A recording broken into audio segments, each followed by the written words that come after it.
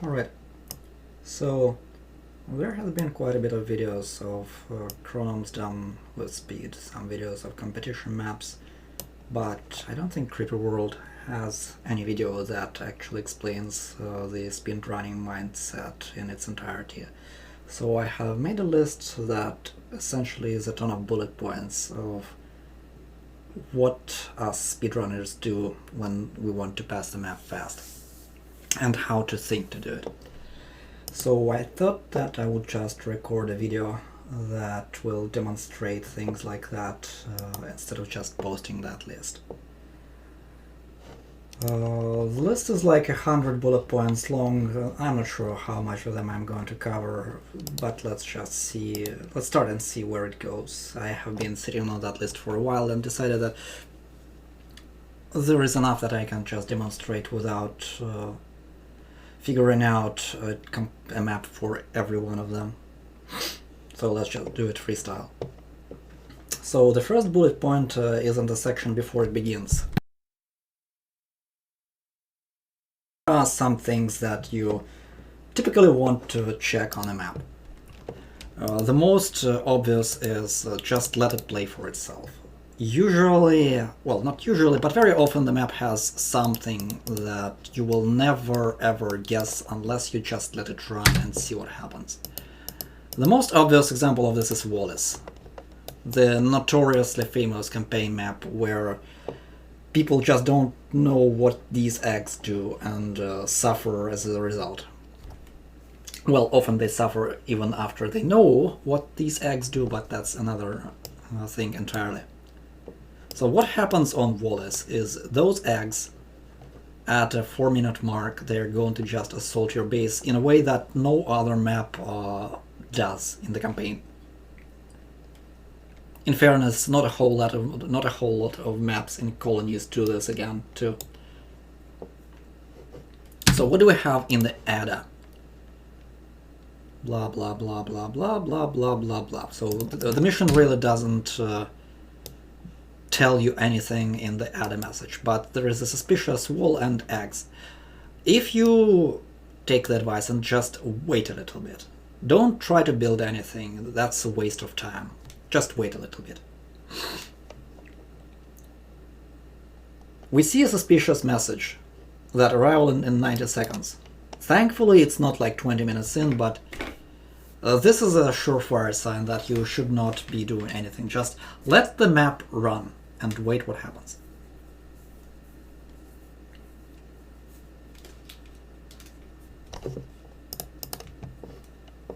The gate is lowering and you're about to be assaulted by a shit ton of eggs.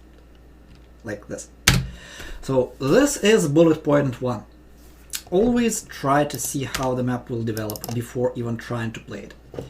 Another example of this bullet point is chronomes, where you typically want to see where the creeper will be at certain time points. Let it run for a little while and see where the creeper is going to end up at 30 or 40 seconds.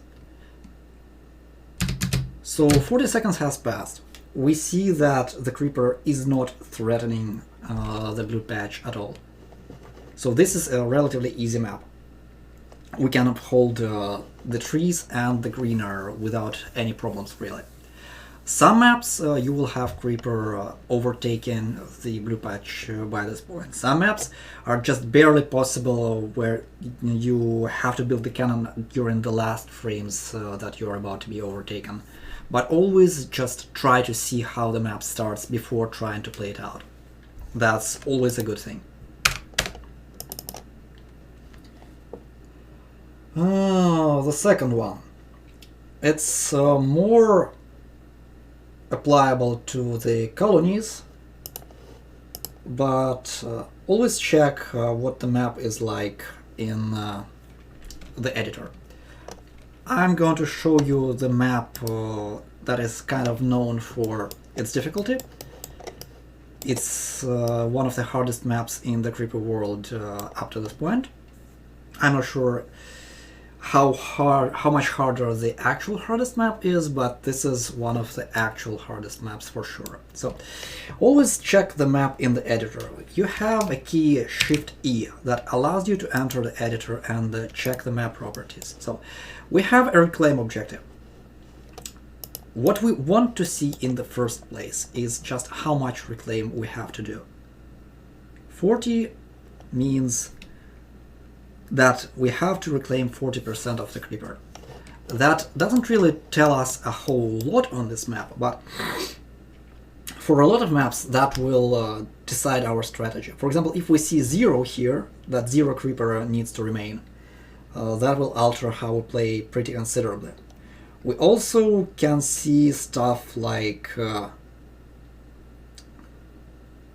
mesh depth here, that is how much levels below the 0 mesh is considered.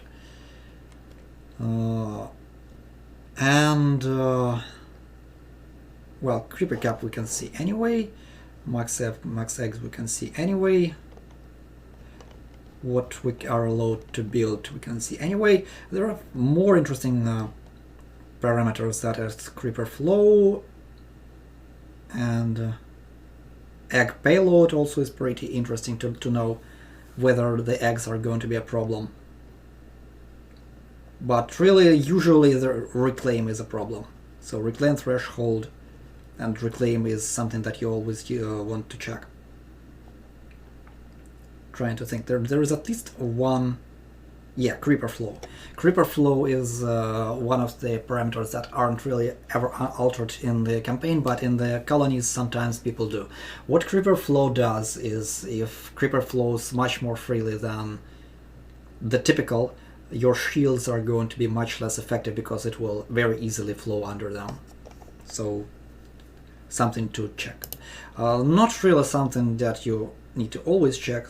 I would just recommend to enter the editor to check the reclaim in the first place. The next bit of advice is applicable mostly to chronomes. Well, not always just to chronomes, but mostly it's chronomes. If you're speedrunning chronomes, that is. Typically, or rather always, chronom has a dark tower, and you have to build a beacon to nullify this dark tower. If you want to do it at speed and you don't care about totems at all, you want to just do the nullifying objective as fast as possible, the first thing to always do is to Control A the totems and disable supply on all of them. Because once you have built your refinery and your factory, the greener is very likely to go into the totems and waste your greener that would have otherwise went into your beacon. It's a bit of a duh, but you really need to disable your totems unless there is a totem that is placed in a strategic location and you actually want its shield to appear. You may see that I am mostly showing maps in top-down view. This makes it much easier to place stuff. So if you go into 3D, it is kind of janky, honestly. So most speedrunners just play top-down. This kind of loses the 3D aspect, but it is much easier to just play top-down. And the switch is here on the right. Then, one of the strategies is to always theorize in the editor what is possible and what is not. Because oftentimes the map is so non-obvious that playing it normally is just a waste of time. For example, that is very much the truth for When the Ball Falls. Playing it normally until you just bash your head and pass it is just not possible. What you can do, for example, is make the whole map flat, place a shit ton of cannons, like complete shit ton of cannons, maybe intermixed with mortars.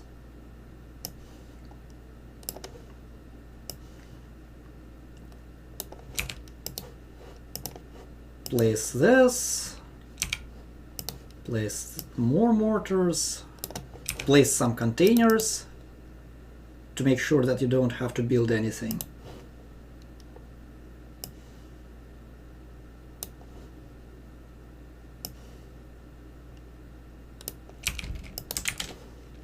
Control A to select all of them, change them to energy, essentially infinite energy. Do this. Make sure that there are urns, all of the urns that you want to spawn. Place them here, save, to not do it again, and let the map just run. So you can even do something like, if you want to absolutely know how the map plays out, just click, place all of the errands that you might want to use, so that everything here is earned, like absolutely everything. Then again, click Control A earn, click Control A earn. And I don't think I have enough earns. Let's just make sure that we have everything, absolutely everything earned. But yeah, and let the map just run.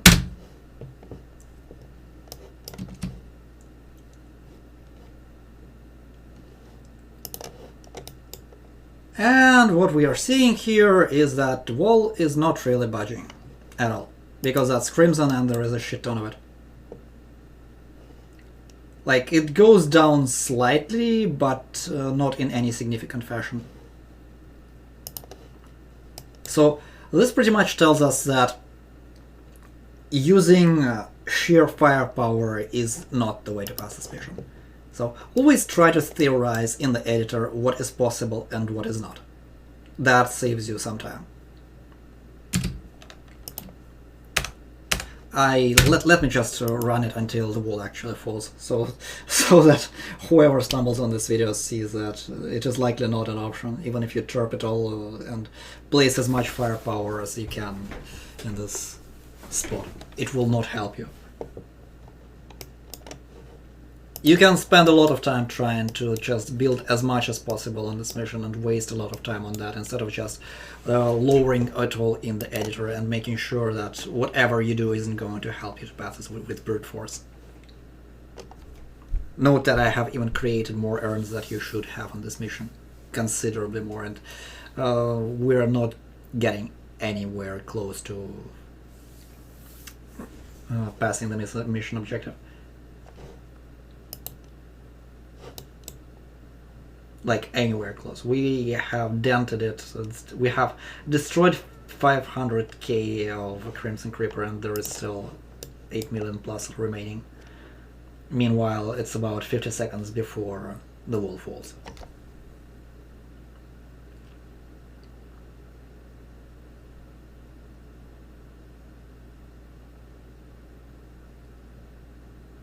Still waiting.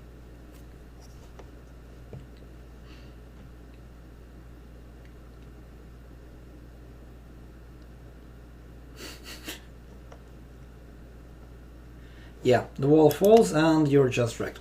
This mission doesn't let you do brute force at all. So, the next bit of advice is use frame advance. You don't have to play Creeper World as a real-time strategy. It has essentially has inbuilt tassing tools. What is a good mission to demonstrate this on? I think here maybe. There is a button in the settings. Where is it? Controls. Where is it again? Trying to remember where exactly was it. Okay, frame advance while paused. What this does is advances the game exactly while one frame ahead, when it's useful. It's useful for a lot of stuff, but for example, let's say we have the mission hills, hence. Yeah. So this is the fastest pass of the hence mission. What it does is allows you to connect to your units way ahead where you don't normally have an option to place your grid yet. In real time, you will not be able to control your grid lab in such a way that you will be able to supply them. With frame advance, you can do shit like this. We advance a couple frames. we select Rift Lab, advance a couple frames again, select, advance a couple frames again. It allows Rift Lab to hover over this patch and never disconnect from this tower and from this tower, allowing you to supply this invasion force, eliminate the Crimson because it no longer receives supply of fresh creeper, and what's even more hilarious is when these cannons end up here, you will be able to place tower here and supply two remote places that you don't have the way to connect to yet. This is where frame advance really shines. One of the places where frame advance really shines. But it's really more than that. So for example, let me try to roll to something earlier, I suppose. Yeah, I usually do a lot of saves. If you want to speedrun, you will be doing that too. So you have invasion here, and of course you have to be able to make them both work at the same time. You will not be able to do it in real time because either this crumbles or this crumbles. So while frame advancing, you're just on pause, switching between this and making sure that they are all following your orders. It's useful in chronomes when, let's see if there is some chronom that I remember. I don't think so. Maybe I will find something. Doesn't seem like something that I want to demonstrate.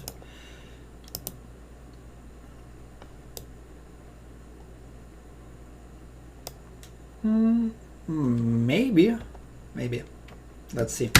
So the usual, wait and how the creeper behaves and where it ends up being at 30 seconds. So we realistically can probably hold this place. How do we do it? We do it with 3 towers and earned miner, but to do this we have to be somewhat precise about it. We start with a pause and just hold N until N is a frame advance button until we build 2 towers, almost build 2 towers. We build a 3rd tower and press N again. Wait until it builds. And now we do this, and disable this thing. We send the earn to both of them. Right, so this probably is better here somewhere, something like here, I suppose. We disable it because we don't have income for this cannon yet. And now we let the miner build. Earned miner is plus 5, instant plus 5 energy, which is a lot. As long as we have earned miner, we can do a lot of things. I am probably not building this cannon correctly. It may be a little bit too adventurous, and I should be building it somewhat farther back.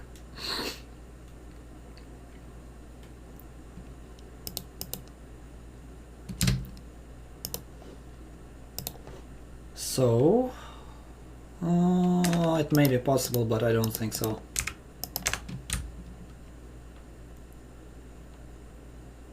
Like, this is not real time. I'm holding N button, yes. I'm holding N button just so I can unpress it immediately when the cannon finishes. Because that wastes less frame typically. Unpressing is faster than pressing.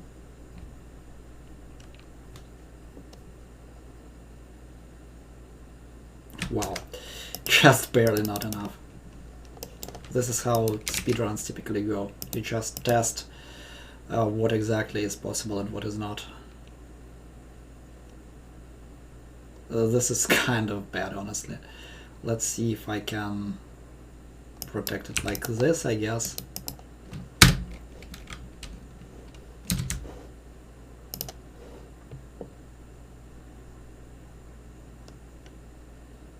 Usually it's frames that separate successful speedruns from unsuccessful ones.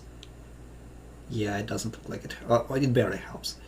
So it barely helps, but you have to be very precise about it. It's not the best place. I was just showing you that speedrunning chronos, you often place your miners in such a place that will just barely be defendable.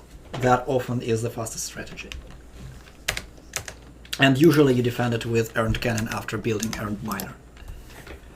It's typical procedure to build 3 towers to have the uninterrupted generation of 2. Every tower has a generation of 0.3. Rift Lab has a generation of 1. So 3 towers, well, tower was 0.33333. So 3 towers and a Rift Lab is generation 2, and every building structure takes 2 energy to build and uninterrupted. So 3 towers, earned miner, and then cannon as fast as you possible, and queue that earn when the cannon is not even building yet, so that it has time to fly. That's how most chronops typically are done.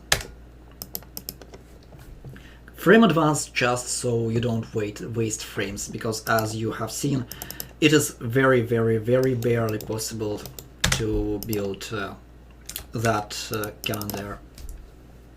Even if you give your pause on frame, even if you give your orders on pause. Alright, so we're into the fun stuff, the actual section I call speed.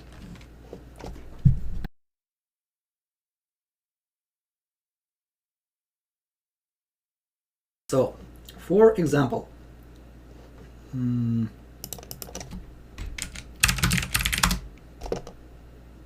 is it that singular world? Yeah, it's singular world. So there is this map Air Raids by James T. We kind of proved that he's cheating his scores, but it doesn't matter because his maps are somewhat fun and people enjoy them, so let him cheat. Not that his cheated scores are particularly fast anyway.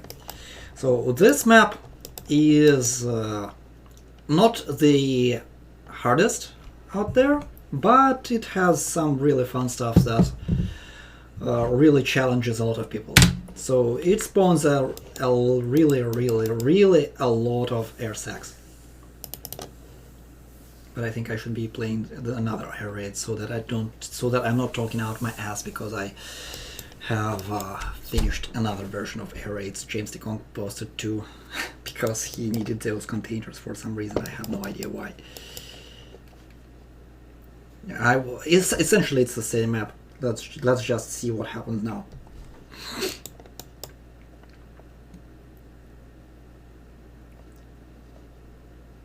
"20 seconds until fun stuff starts happening." Yeah, there are a lot of air sacs, like a lot of air sacs.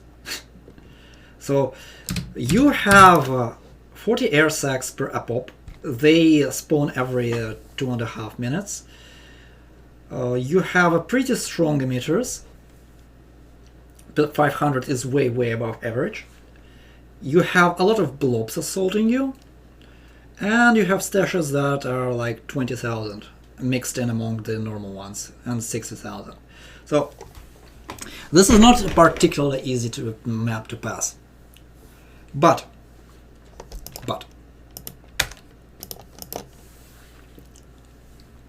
the bullet point for this map is never assume things being impossible. Like, never ever assume that things are impossible. For example, we know that Ashrabia is a known cheater. Well, wait, where the hell is it? Yeah, here. So the author didn't even pass this map with Nullify. Fireswamp is likely one of the best players in the game. Has a 40-ish minutes pass here. That is not the fastest possible. The known cheater has a 15-minute pass. This is a really fast time, but the problem is it's cheated. We have confirmed that this guy is cheating. His scores were strange for a while, and at some point we just confirmed it. Like, now, I have a 7-minute notify here. Is it cheating? No. It's just the mentality of never giving up and always searching for some kind of cheese. Always search for things that should be impossible. So this map with 40 air sacs a pop, 500 strength emitters, 15 blobs a pop. It is nullifiable in 7 minutes. How? This is where really interesting things start happening. So one of the bullet points, the later bullet points, is map creators have a tendency to never really change the creeper cutoff. And this allows you to do a lot of fun things. So these extremely strong emitters on this map generate all of the creeper to reach the creeper cap in the first few seconds of the map. What it gives you is that for a while, until and unless you start working on the creeper, whatever you do, these emitters are not going to wake up. So essentially this is a static amount of creeper for a while. Stashes do not work. Emitters do not work. If you somehow end up with your forces next to these emitters, you will be able to nullify them without them ever waking up, because the creeper is already above the max cutoff. And once the air sacs start coming out, they will drop their globs, and the creeper will only increase, which means that you have more of a leeway to remove creeper in the back until the emitters actually wake up. There is still a problem. How do we end up in the back when there are dark towers here? This is a kind of hard problem, but again, not impossible. Never assume that things are impossible. So typically, the way to approach this is to build a beacon, enter the editor, like I said previously, enter the editor, press Ctrl N to build a beacon, and typically you send forces into the Darklands by flying the beacon inside the darkness,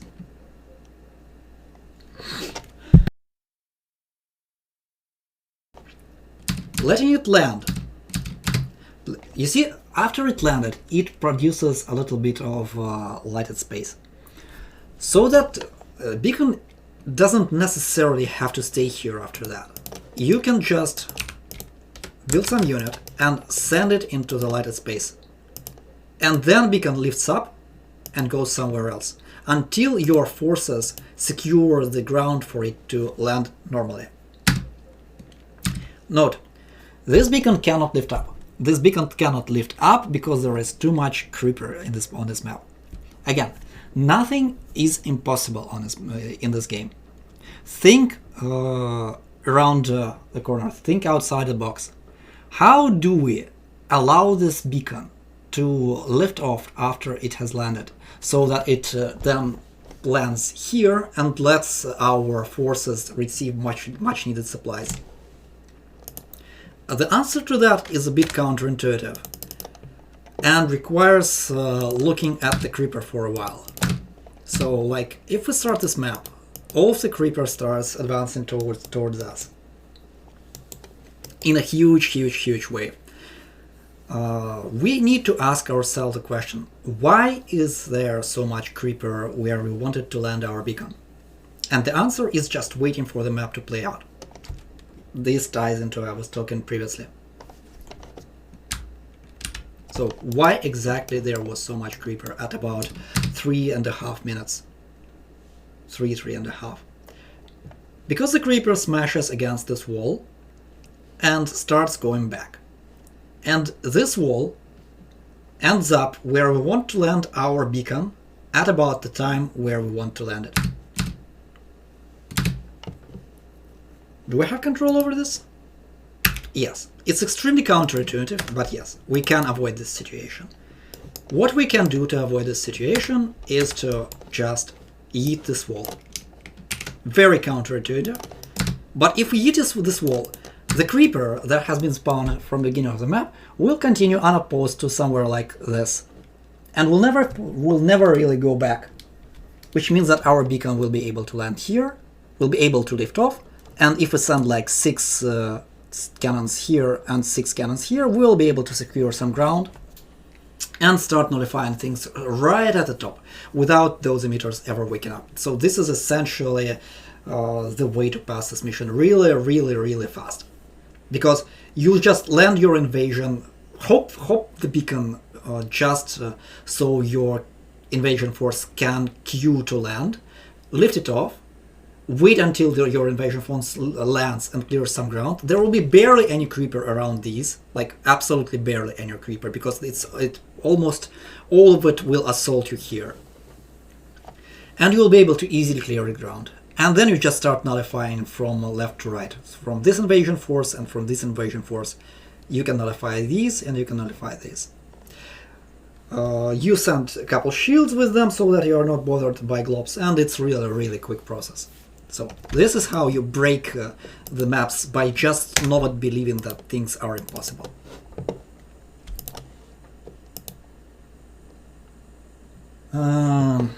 Let's return to the hands map for another bullet point.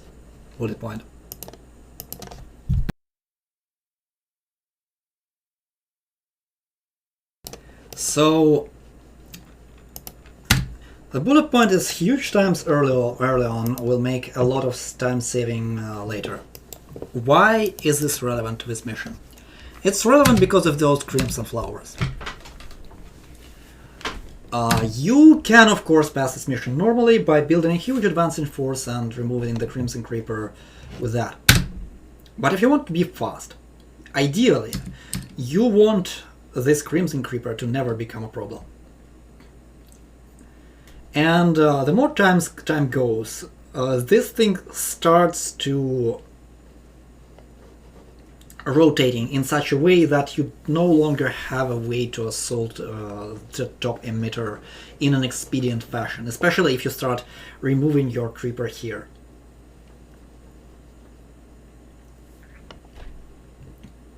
So now Crimson Creeper has taken this spot. Crimson Creeper, and the moment you start removing it here, it will just go towards the center, because it will go with the flow.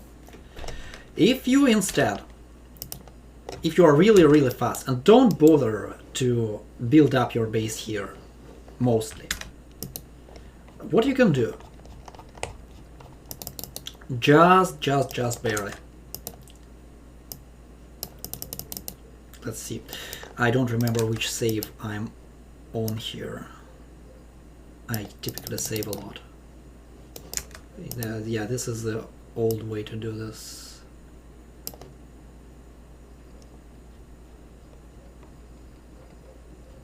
It feels like it should be somewhere here. Yeah. So what you can do is to just barely start to build your energy here and expand towards the center really quickly. And you place your cannons here. You stop the creeper from advancing on this side. You allow yourself to start building your cannons here, and then you start a two-pronged assault from here to here, and like I showed with the Rift Lab, from here to here. This is only possible if you are really quick, and you have to be very expedient about it. But what it lets you do is you never really contest the Crimson Creeper, because once you land your cannons on top of this,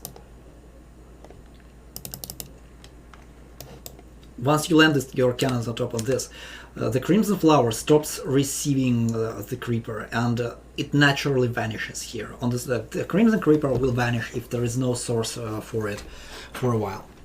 And these cannons prevent the Creeper from the emitter to flow over the flower. So essentially the fastest run on this mission never ever even deals with the Crimson Creeper at all. This is what the bullet point of small saves ending up in huge time saves, initial small saves ending up in huge time saves overall.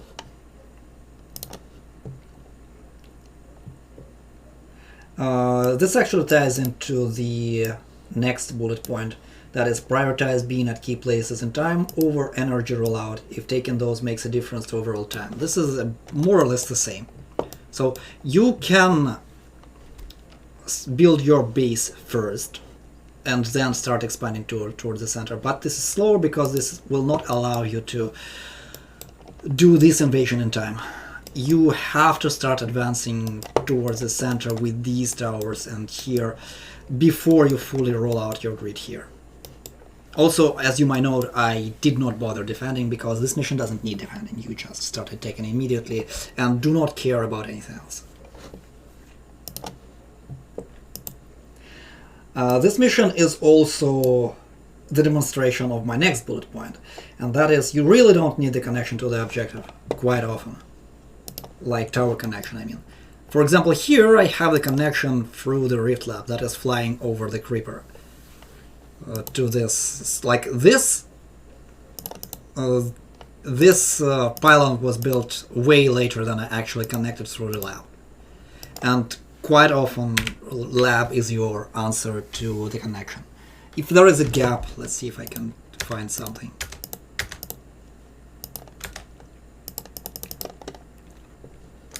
In the chrono, for example.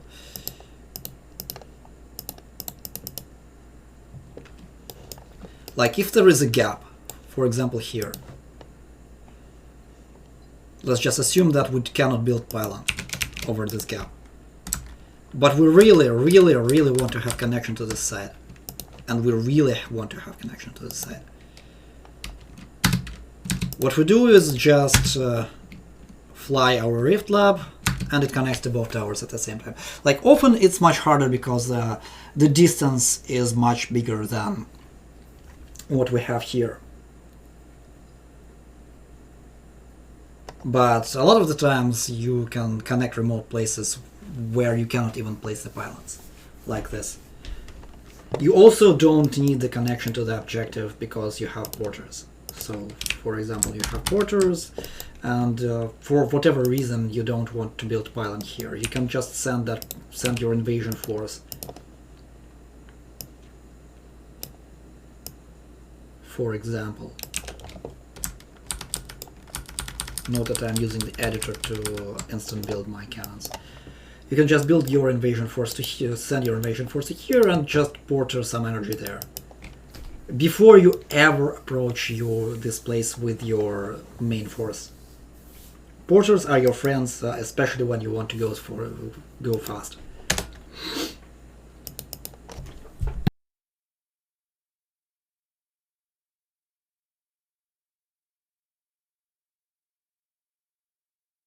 Let's see if I didn't screw up with my complete maps in a way that I can no longer find one map in particular that I wanted to see for this vid. I probably did. Oh no, here it is. This is an older competition map. We competed to pass it with nullification as quickly as possible. It has somewhat sluggish creeper, but the more time passes, the more creeper starts being produced in these breeders and these breeders. And the slower you are, the harder it becomes to do anything here. Also, what the hell? The recording is stuttering as hell.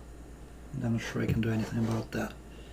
Wanted to stream it, but not sure how good the end result will look like at this point. So yeah, once these breeders and these breeders are triggered, you're going to have a bad time because creeper is strong and you want to be fast. This mission is one of the demonstrations of nothing is impossible, in that what you really do in this mission is this. Like, absolutely stupid amount of not caring about the creeper at all.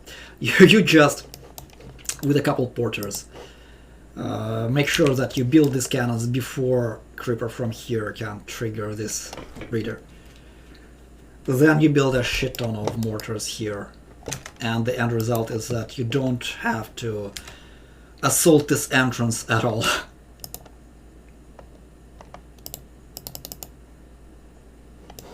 Let's see if I can demonstrate. It's probably somewhere here. Yeah. So that no, that's not what I wanted to show actually. Did the save get deleted or something? Because there was much funnier one, like much funnier one, but I suspect that it is deleted.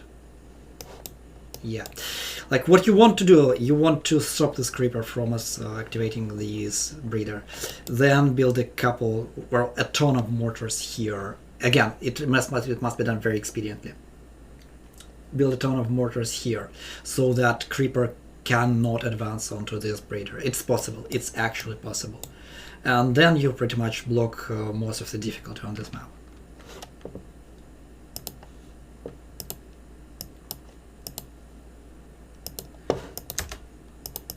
I wonder if I have a map for the next bullet point.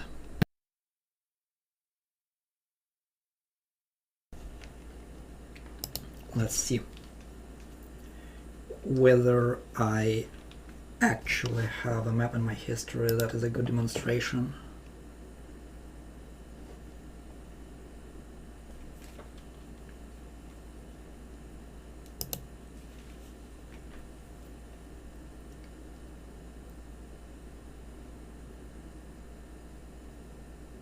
Well, Three Rivers technically is, but also not really.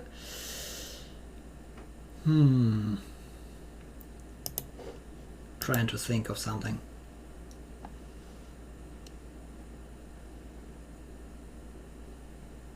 This is all not really not the point that I wanted to make.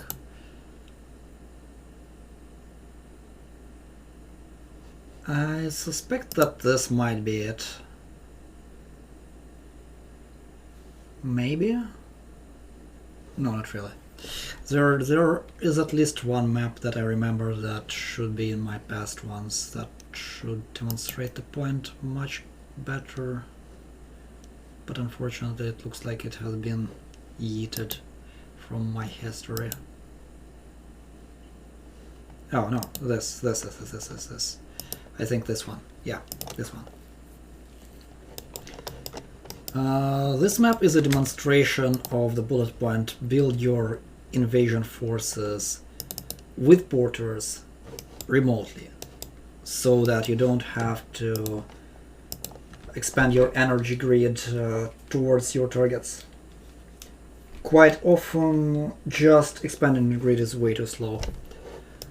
Instead, what you can do, you build your energy grid at home, build a couple of porters, and send them to a safe place, usually a high ground, where they can build your invasion force that will proceed to assault the targets that you have to assault. So build these 3 cannons with errands, fill them with porters, and send them here again with porters supplying them, instead of just trying to somehow connect to that, going here, and ending here at like 10 minutes mark, where you can nullify everything here at 2-3 minutes mark. This is done by sending porters to high ground and building your units on high ground before creeping reaches that. This allows you to do fun stuff like, you know, assault places with your Rift Lab, then, for example, drop a couple units here, build a tower here, and connect through the Rift Lab that will just drop into the creeper and connect one tower to another. That is completely possible.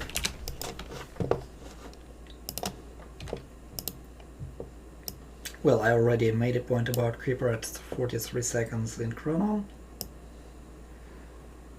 The next bullet point doesn't really require a lot of demonstration, but let's see if maybe I can find something.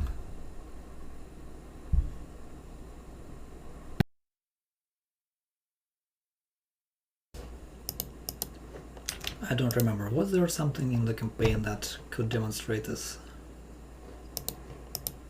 Not this, not this, not this.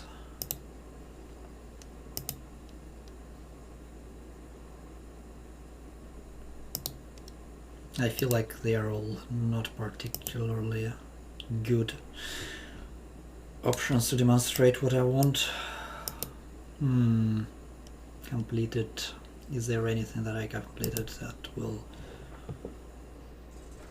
will really show stuff? Not really, not really, not really.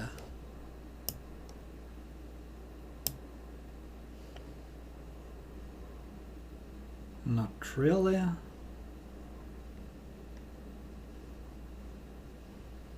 These are all cheeses.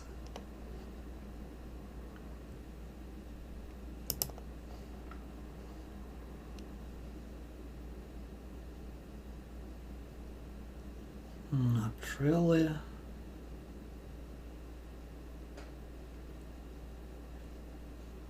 Well, maybe. Not sure.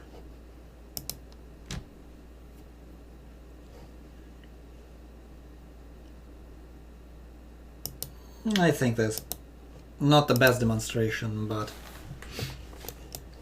it will do. The bullet point is spread thin and don't be afraid to reload. Usually speedruns are skirting the very edge of what is possible and what is impossible, which typically means that you just build things in such a fashion that they are frames away from you just collapsing completely.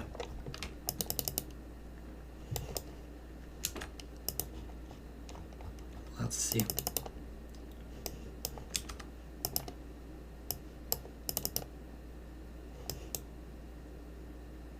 I think it's like this, maybe.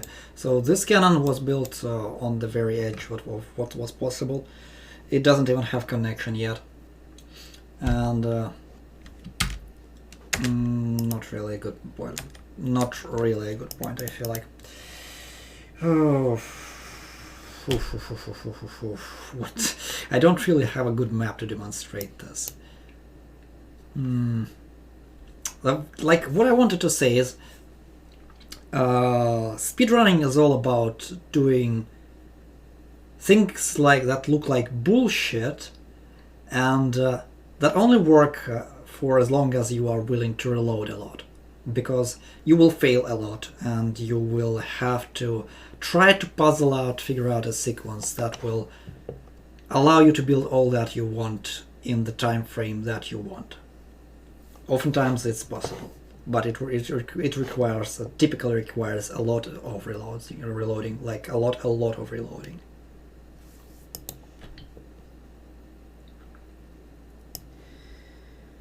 The next one is a bit trickier, but I think actually the campaign kind of has the answer to show it.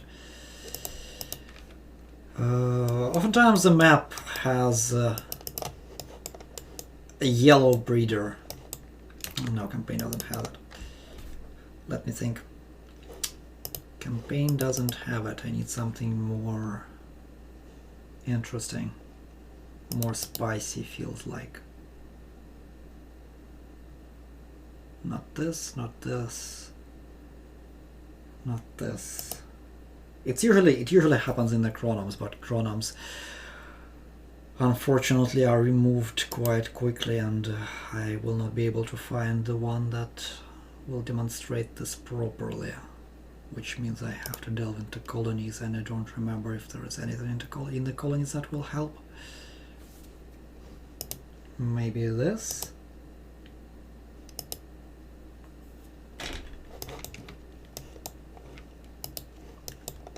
Well, I suppose kind of. The point I wanted to make is to always try to trigger the remote flip breeder, the yellow one. The earlier you do this, the easier your time becomes. Oftentimes, especially in the chronome, you can trigger it like 1 minute 30, and then it's essentially a free assault on wherever creeper is. In terms of this map, you just build all of your economy that you need here, and then start sending portrait forces to here and try to expand here. The earlier you end up triggering the flip, the better your position will be. And if you allow the creeper to trigger the flip, so your position is going to be a very, very hard one. Oof, too much saves late.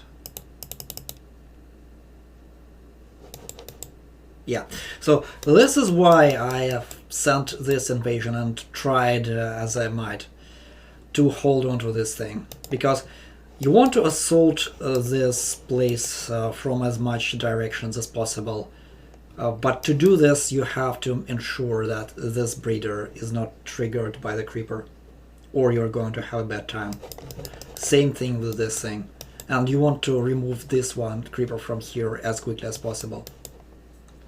Breeder as a strategic position, and you want to always take that strategic position as much as physically possible. Oftentimes it makes all the difference between a fast pass and a slow pass, whether the creeper actually reaches the breeder before you. Or at times you can time it so that even if the creature has reached the breeder, there is a lull for about 30 seconds where the creeper is actually not being multiplied. So it's like a cycle of 5 seconds breeder working, 25 seconds of breeder being off. During that cycle, at about 15 to 20 seconds after the breeder has finished, you have some time to land an invasion force and clean up the space for your own landing to stop the breeder from producing more creeper. Oftentimes that is a way to pass the mission quickly.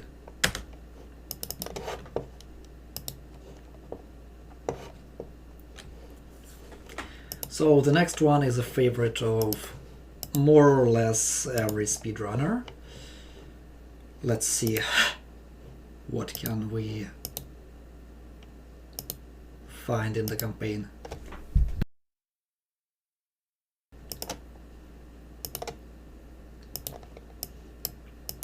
Not this, not this. I'm not sure if campaign actually has a lot of this. I think something like this. Yeah. This map will do. This map will absolutely do. So it's called Cannon Drops.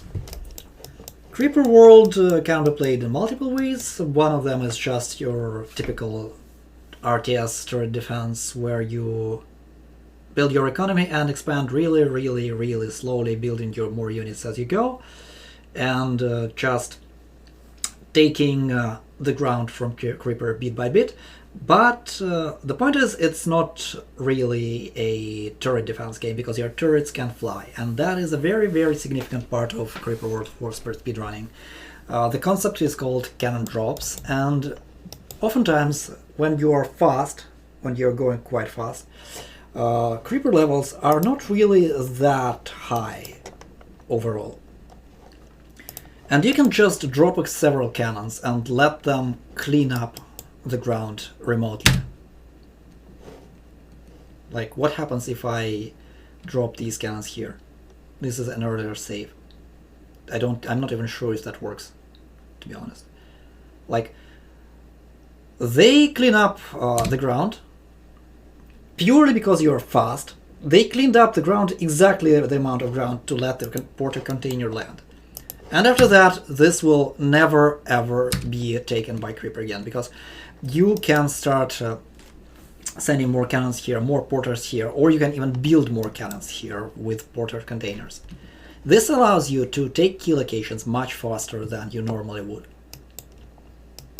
It just takes a little bit of experience to know how much cannons do you need for how much creeper there will be where you want to land. Like here, it's just 3 cannons enough to clear up some ground. Oftentimes it's like 6-8 cannons. Sometimes you land 25 because there is a lot of creeper and there's a lot of mesh, for example. But cannon drop is one of the most powerful tools in the speedrunning mentality.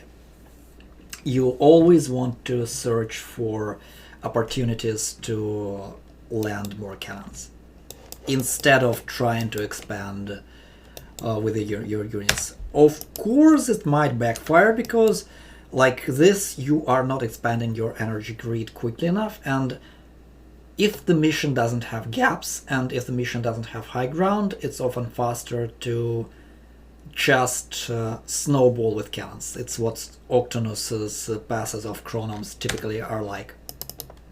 But very often doing things out of order with cannon drops are faster, especially if you can sustain it with energy production.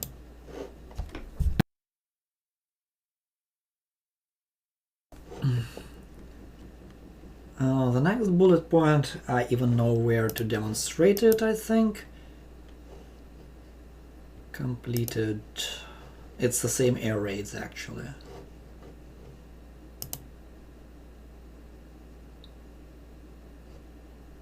Why do I not have air raids as completed? I don't know. Something weird.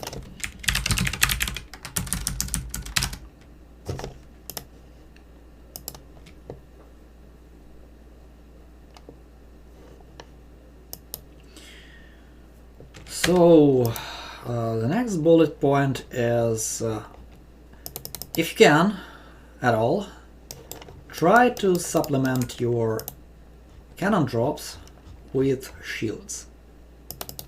Let's see. Kind of hard to find where exactly was I on this mission when I wanted, where I want to show it. Oh, I suspect that I have deleted the save. I do typical or I do save cleanups so that I don't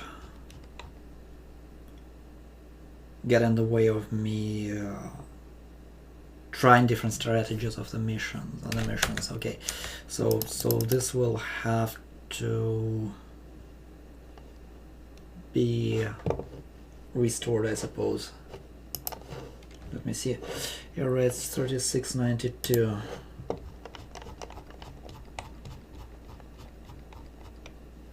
Yeah, there is a save pack, which means that I have done some shenanigans to my saves here. Okay, right. Yeah, like I said, there are a ton of saves here, like a ton of saves. Something earlier, I suppose.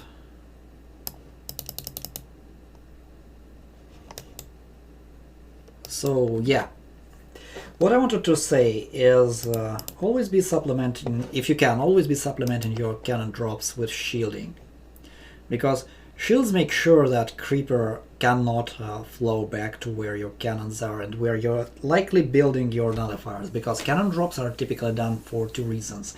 You want to land a container to fill the totem, or you want to land a container to build a nullifier. And shields make it much easier to hold that ground. You have to porter less energy there.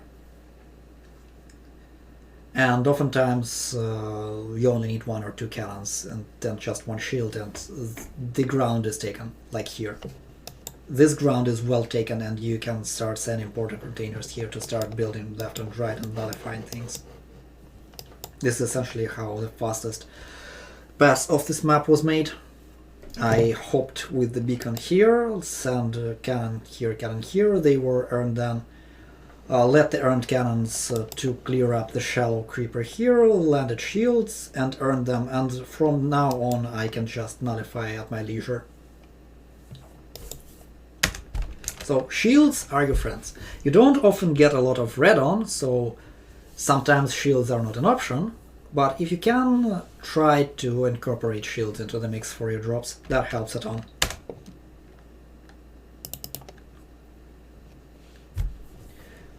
The next point is mostly applicable for chronoms.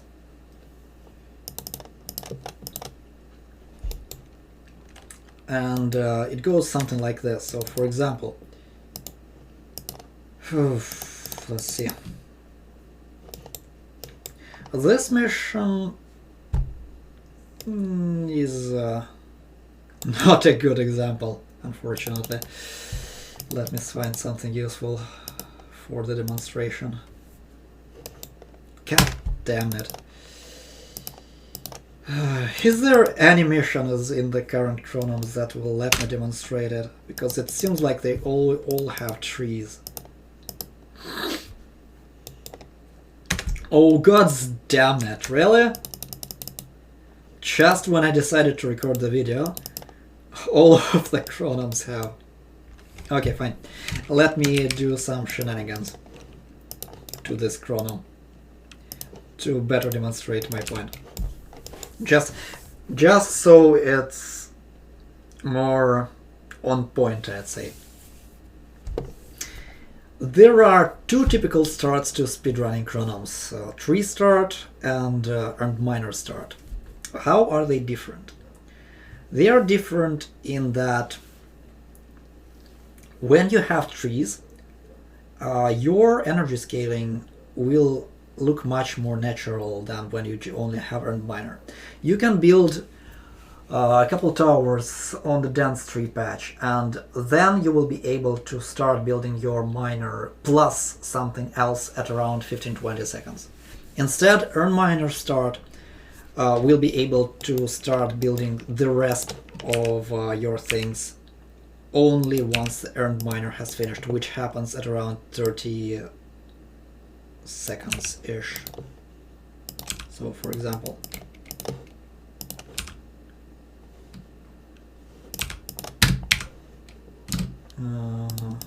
pause off so that it doesn't spread too thin. Now we enable it and let the thing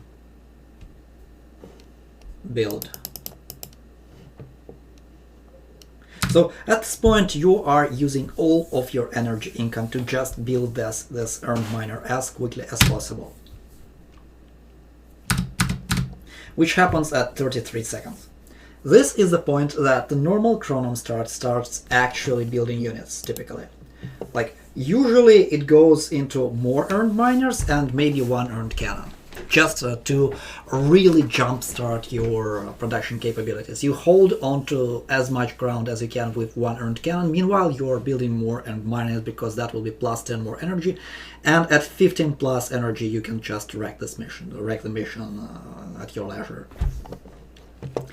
Tree start is somewhat different. When you have a ton of trees, you do not build an earned miner. Like this here this is not an earned miner start. You just make sure that you build the towers as effectively as possible.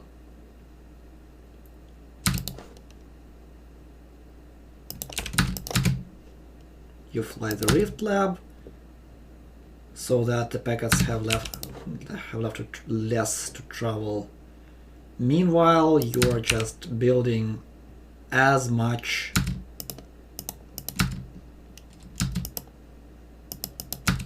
stuff as possible, as much towers as possible. Okay, now.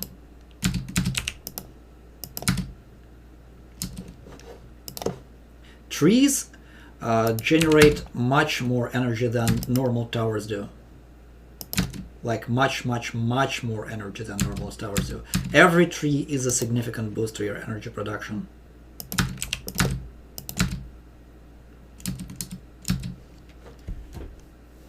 You have 2.8 energy gen already at 22 seconds, and this is not even these are not even the densest trees possible. Like at this point you can just do this, land this, and your miner, which you still want to have, will be built in parallel with something else. You can start building your cannon or something else much earlier than you would be able otherwise. Like it is 26 seconds instead of 32, and I already can build two things at once. And these are not even the densest trees possible. This is the difference between earned miner and tree start.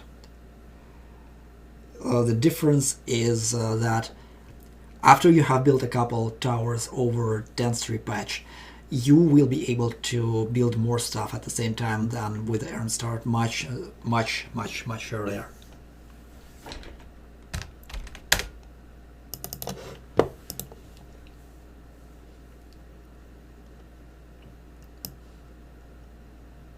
Well, I already kind of demonstrated the bullet point about aggression and point acquisition with this one. The more aggressive you are, the faster you will be able to get the points. So, a normal map, you just turtle here and then slowly expand toward this and this. If you're very aggressive and don't let creeper pile up, so you just go into the center really early and then just start spreading very thin forces, like 2-3 cannons here, 2-3 cannons here. But the creeper levels very early on are low, and those 3 cannons can pretty much clean up everything on their way. If you are aggressive, creeper levels will never be big enough for you to actually need a huge force to take the objectives. So the faster you are, the easier it is to win on the maps in Creeper War. Well, quote unquote easier. You still have to reload a lot. It's just faster. You can do it much faster, because the more you wait, the more creeper will be spawned. And respectively, the levels of creeper will be higher, and you will need to build more forces to do things out of order. So just be fast. What I wanted to explain about fast chronomes actually is there are some things that ideally should never trigger as long as you are fast. With chronomes, this typically means that you don't want to blobs and skimmers to trigger ever. If it's at all possible, and often that is possible, you will be able to nullify these two way before they actually start working at 4 minutes. It's not always possible, and sometimes you have to deal with them, but typical chronome speedrun time finishes at about 4 to 6 minutes, and quite often at least one of them is nullified by the time 4 minutes comes about.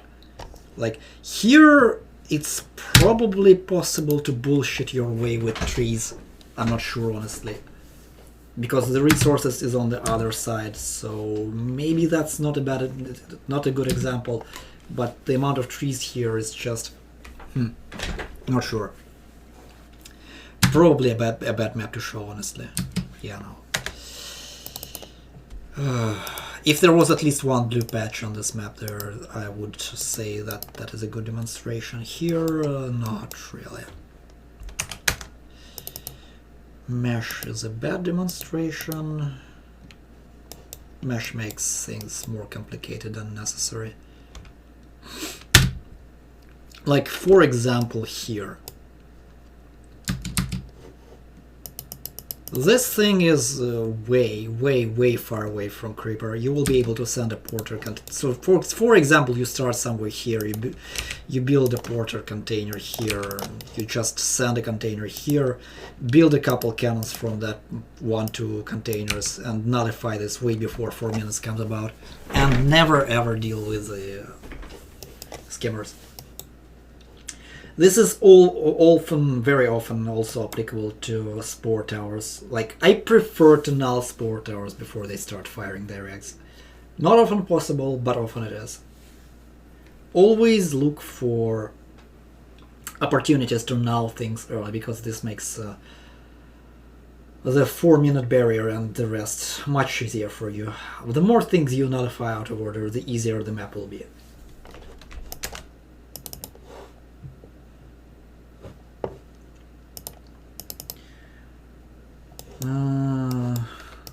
This is a bad example. I think I know what I can demonstrate actually. Yeah, the next point is about urns and fetching them earlier. Like, even in Chrono, this is pretty important.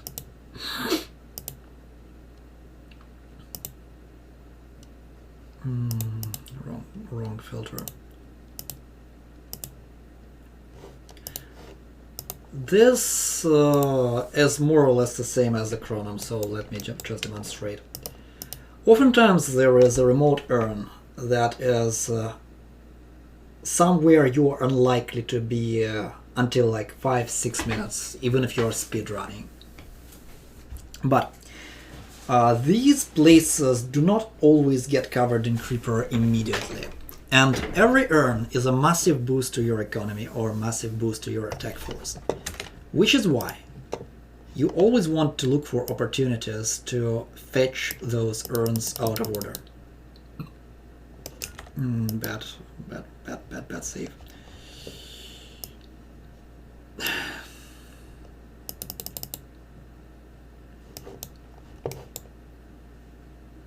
Trying to think if that is... Yeah, that is probably a good idea. So, you always want to build them out of order, to fetch them out of order. So, for example, here is a remote urn, here is a remote urn. There are 4 urns that would grant you a lot of opportunities if you just get to them before Creeper gets to them itself. But you are starting here, because all of your energy production really needs to start here. What you can do is to build a porter, land a container in a remote place, like assuming, let's just assume that by this point we have Creeper, something like this, and we cannot build towers to this place. We can just send a porter and build a Terp in place. Once it finishes, it immediately starts fetching this urn, then fetches this urn, and the Creeper never gets the chance to really snatch them away from us. This is a really common occurrence on Chronoms actually. Building Terp in place somewhere remotely, or building Terp and then sending it somewhere remotely, is a very often used strategy to get you that early economy boost.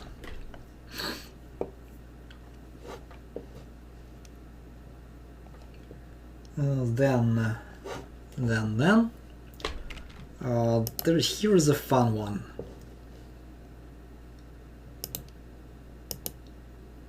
Let me think. It is actually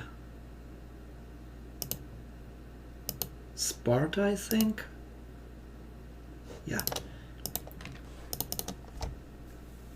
There are 2 ways to start the mission. The standard way is to just build it like that and wait for your energy rollout to really get going. So, enabling more towers as your production capabilities increase. This is somewhat, this is okay-ish, but this is not the fastest way to go about it. If you really, really, really want to be fast, what is the problem? The problem is that as your energy production starts expanding, let's make a little bit of artificial case, honestly. As your energy production starts expanding, it is taking longer and longer for your packets to reach the towers. Like, this packet will only reach the tower after a few seconds, and this means it will start producing later than you really would want it to. What is often better is to do something like this. Something along these lines. You start like this. You press N frame advance and hold it.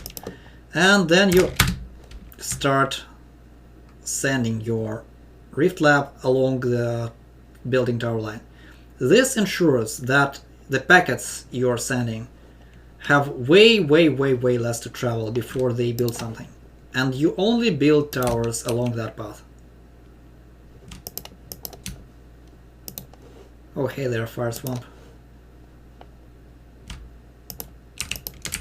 So typically you just I call this moving energy rollout. So you just build stuff much closer to your base, much closer to your Rift Lab, and this allows you to build stuff much faster. It doesn't really save a ton of time, but sometimes you want all the time that you can get. The next bullet point is to only build stuff that you need. No. Create. So, for example, I actually don't know if that works as I want to demonstrate. Let's see. I know that is a problem on a lot of missions, but I'm not sure what happens if I actually build it like this. So we've queued a ton of towers, like a ton of towers, and we want to have our energy rolling out as quickly as possible. What happens when we have 20 towers queued at the same time?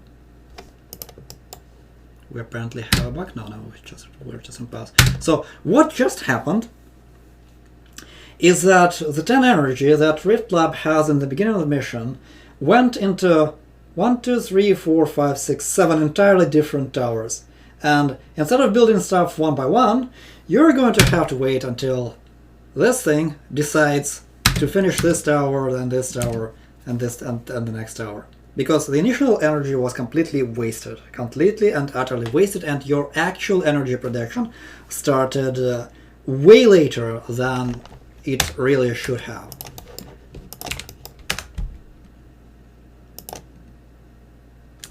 Do I even have a restart here? Okay, probably in the editor. Start map data. So what you really want to do with your starting energy is something like 2 towers with a possibility of a third. Like something like this. Oh, it didn't give me 10 energy. Okay, fine. Let's just go demonstrate in the chronom, I suppose.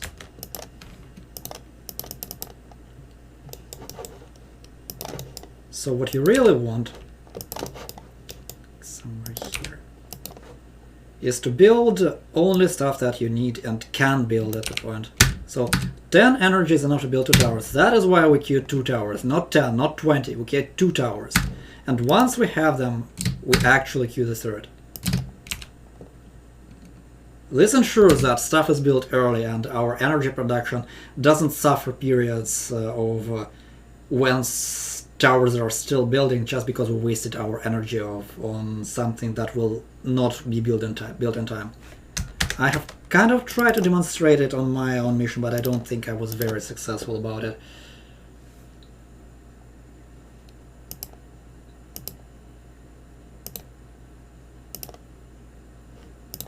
Yeah, so this mission gives you so much crap that if you accept the base that you're given,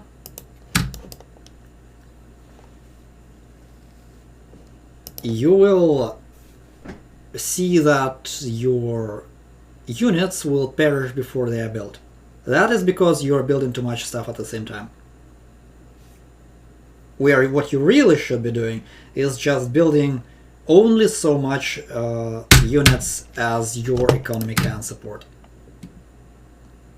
And do not waste your time on units and time and energy on units that will not finish in time.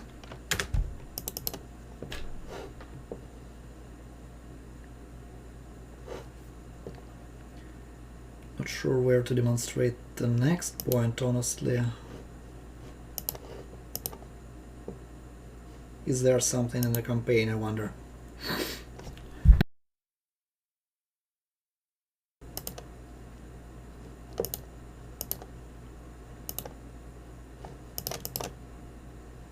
Not this, not this. I wonder.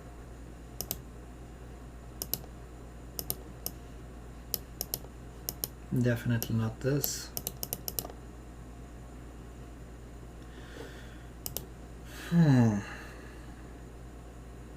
Chronom? I wonder if Chronom is a good example. I don't think there are decent ones for that.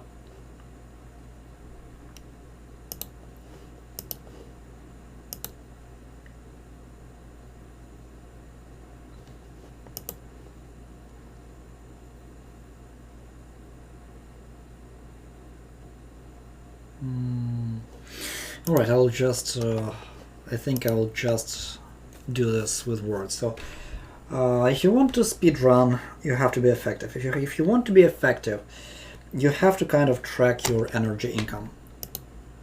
And make sure that you do not overtax it, but at the same time make sure that your energy is not wasted. So, if you ever have 20, 30 energy over the zero, like whenever you see that you have an excess of 20, 30 energy, you are probably not doing something right on the map.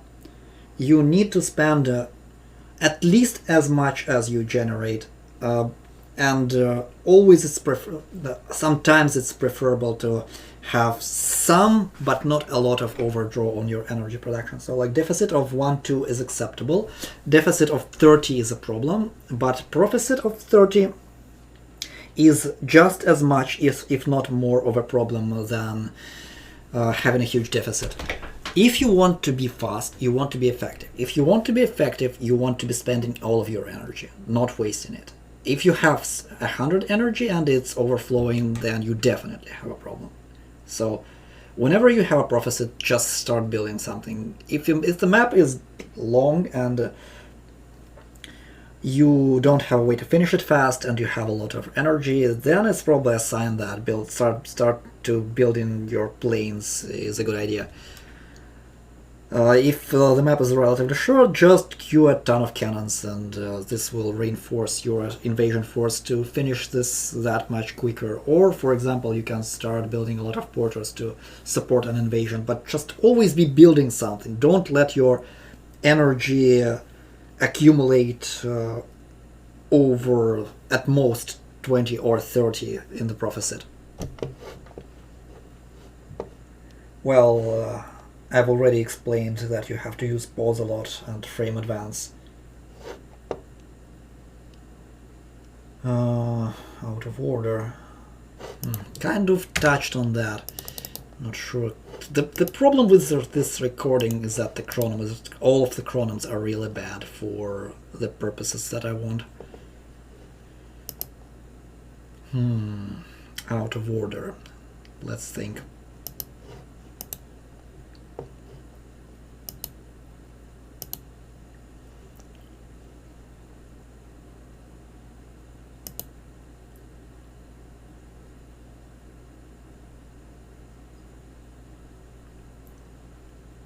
What do I have for out of order?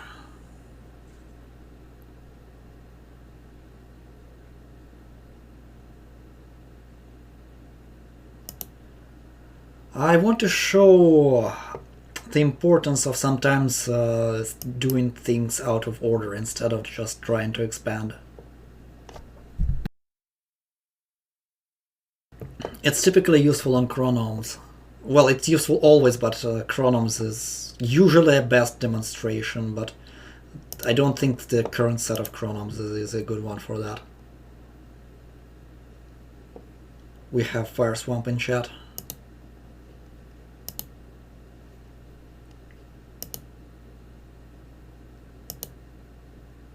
Trying to think of something.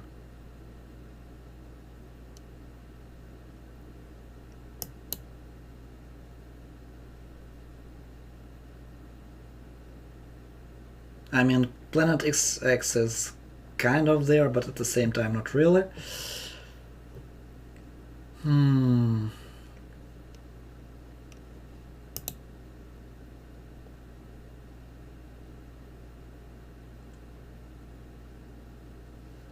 I have purged my completed maps with Knucklecracker's script, or rather with KC's script, so it's harder for me to find something. Right, or rather I have partially purged it.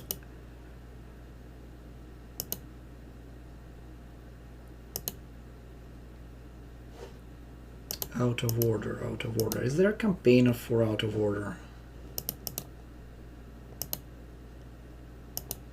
Not this, not this, not really.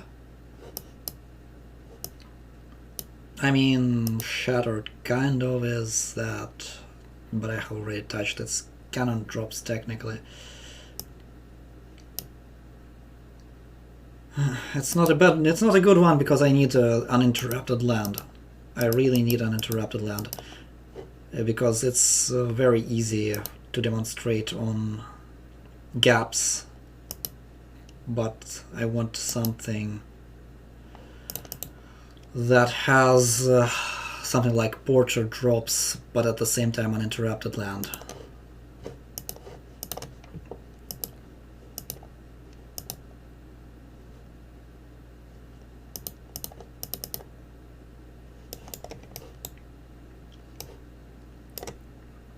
Not this. Okay, let's try doing something like this. Medium. Where is random?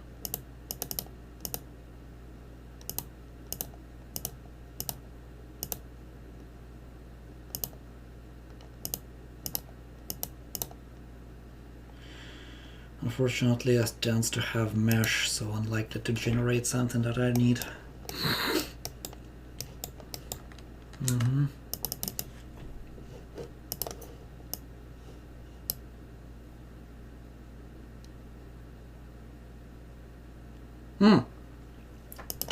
I know just the map actually. I know just the map. I know just the map. I just need to remember where it was. Turtle. It's one of the prime examples of why speedrunning this game is sometimes such complete bullshit with times that really should not be possible. So, Turtle is a funny map that you kind of have to turtle on, except you don't. A lot of players just start here or here and then very slow and painfully try to expand their ground on energy deficit. What Turtle really requires is denying this breeder from really activating.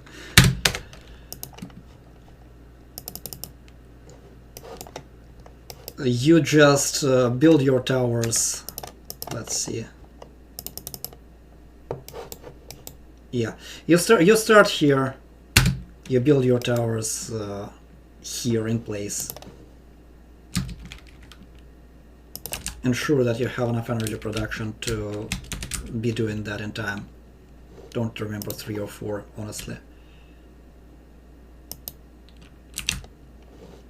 I kind of don't remember how much you really need, but it's not a hard one to figure out. Make sure that you have a cannon here. Make sure that you earn it early.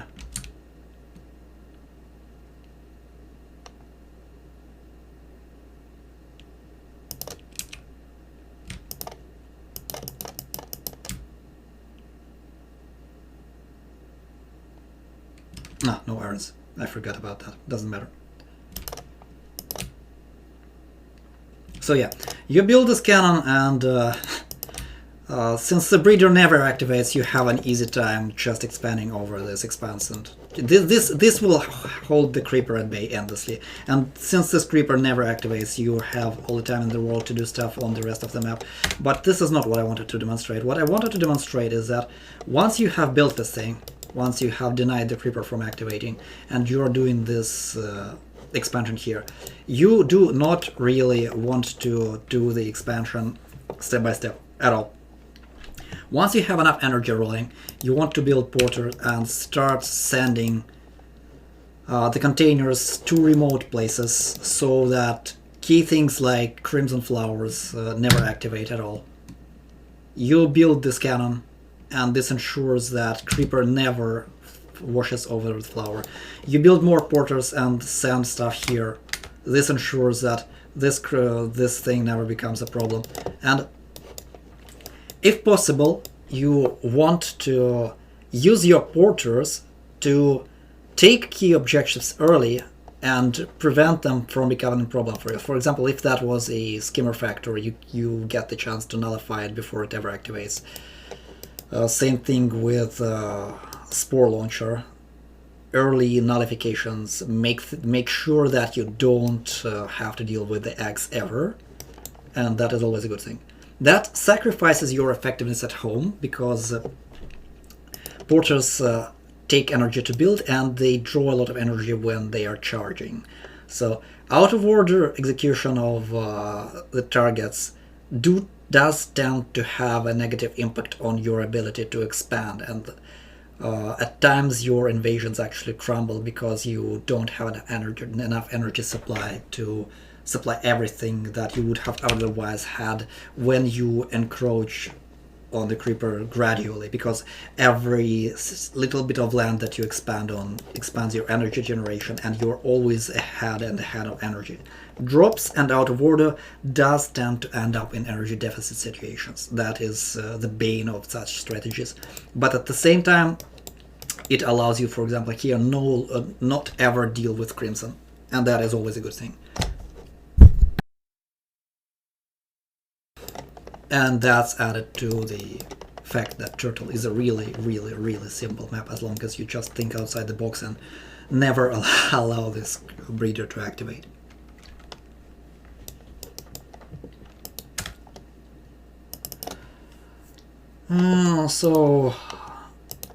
The next one I think should be the competition map on Mark V.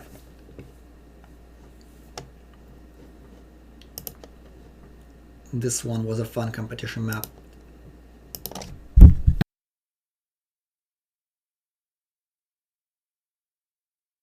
So what I wanted to touch here about is you have to develop a goal-oriented approach to solving the problems. You can, of course, expand your economy over this whole island, build a huge amount of planes, build a huge amount of platforms, and start threatening the remote creeper here and here. But for example, if your goal for the map is to activate totems, you really only need a few things to really win this map. That is true for most creeper world maps. You have to identify what you want to do there, and you just tailor your rollout and your build towards what you really want to do. So, for example, this map was a competition to activate totems as quickly as possible. Which means that all that we want to do on this map is collect some greener and feed it to the totems. That's all. This set of conditions implies that we don't ever actually need to fight the creeper. As long as we don't have to approach our objective, we don't ever have to fight. And this means that our rollout and our build needs to reflect that. We start looking around the map. These totems are on our island. Creeper will not even be here until spores start firing. Spores and skimmers. So we really don't need any kind of defense here. We don't need to fill it with towers, God forbid, as long as we find a way to activate those totems somehow. This is what's called goal-oriented problem approach. We start looking around the map. So Rift Lab obviously can teleport, at least in the beginning of the mission. It's not really relevant, but this will allow me to demonstrate something. Rift Lab is a way to connect objectives to connect resources to objective. A lot of the time you can use it to shortcut things. Like for example here, as long as you are quick enough, you can have lifting container here.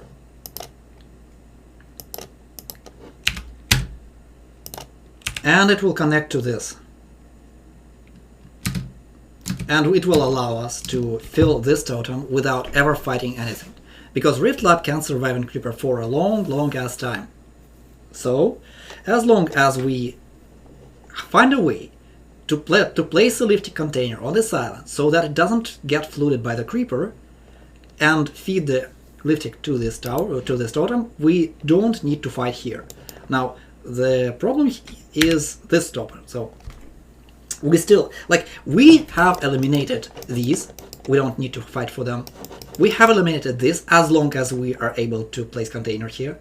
We only have this thing to really stumble our progress. Because if we find a way to never fight Creeper at all, we can take it. We can honestly take it and say that our run was successful. It's not the fastest way, but you don't ever have to fight. How?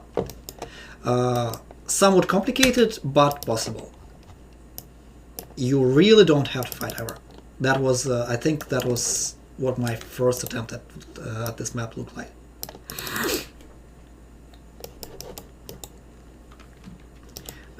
This is already a more advanced strategy, but the idea is that to fill this totem, like assuming we don't have these, we don't have this, we can do this. So, like I said, Rift Lab can survive in the Creeper for quite a long time. So, assuming we built this with a lot of pylons, we earn these two so that they connect further. I will touch on that a little bit later. I built this platform, and after we filled this, like Rift Lab, first we fill this.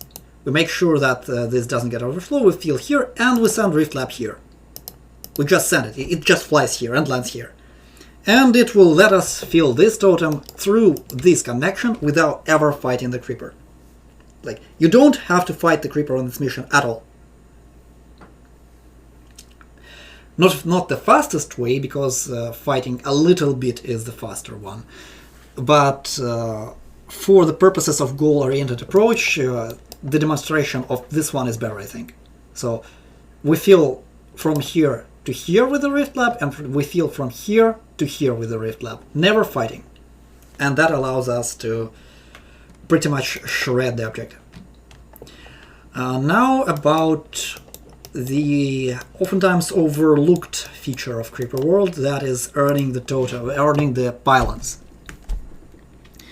Pylons allow connection to remote places, but it's not all that they really let you do.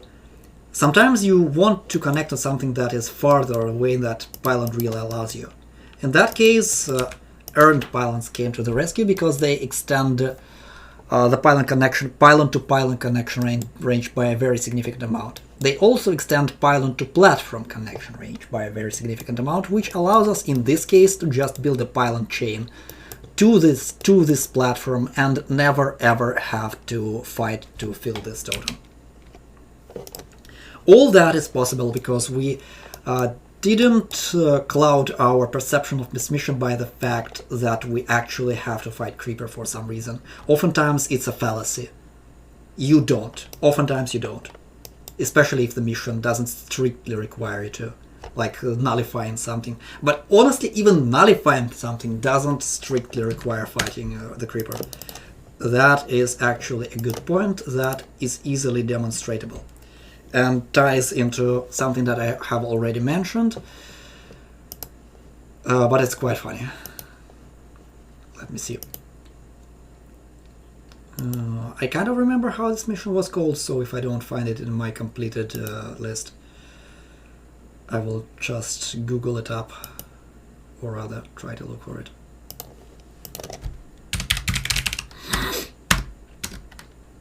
Not really. How the hell was it called?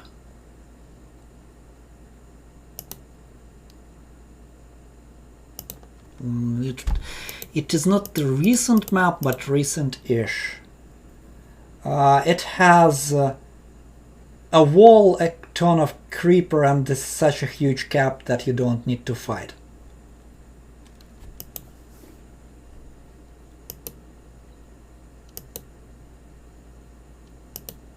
And it was called something like monstrous emitter or something like that.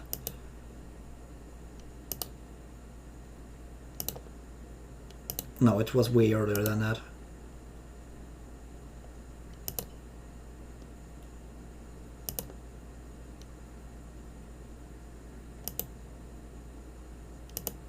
Yeah, it was earlier than that.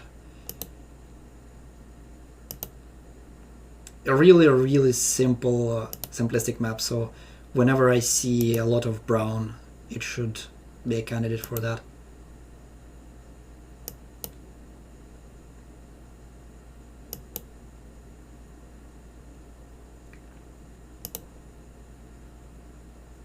Not easy.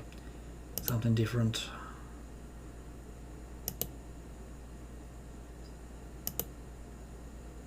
God damn it, where it was? Where was it? Like, it was really simple and really stupid. Oh, yeah, no? I think that's maybe it? Yeah, Creeper Juggernaut. Yeah, that's it. So, it kind of ties into always think that it's impossible. It's possible, never try to fight Creeper unnecessarily. Mappers are often dumb to leave the creeper cap at default, etc, etc, etc. So here we have an emitter that fires 20,000 creeper every second. How do we deal with that? And so one approach is to build a lot of cannons and just try to overpower it as you go farther and farther, but at 20,000 every second, that is a little bit hard. A little bit, not that hard. But the problem of this map for the mapper is that the creeper cap is left as the default 3.5. What you do in this map is you actually never bother to actually activate this emitter again. It already produced all of the creeper it will produce on this mission, because we will not be fighting the creeper to pass this mission. Like, we seemingly have no way to place a nullifier, and we need to nullify this thing. But the real strategy to do it fast is to just build a ton of shields. Like, shields are our friends here. You build shields at the wall, let them push the creeper out a little bit from this wall, send more shields.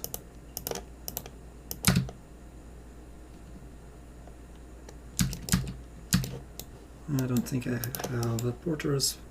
So you're just sending more shields to expand this, and since the creeper never gets removed, this emitter never starts producing the creeper again. So you just expand this free ground with earned shields until you are here, place your nullifier, you're done with the map. No fighting required. This is how low creeper cap maps are often cheesable. Once all of the creeper has been produced, as long as you don't touch the creeper at all, it won't be produced again. If you find a way to never touch the creeper, all the better for you. Again, this is a part of goal-oriented problem approach. The mission says to us, nullify the emitter. Does the mission says to us that we need to fight the creeper? No. So if we find a way to never fight the creeper, all the better.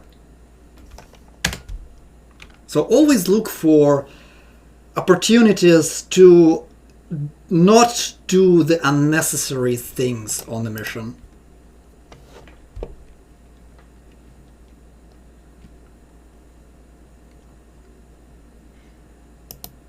Alright, the next one.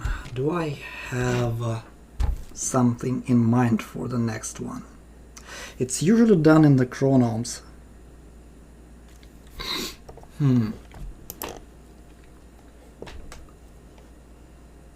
Okay, so I don't think campaign has anything along the lines. Yeah, the campaign doesn't have anything along the lines.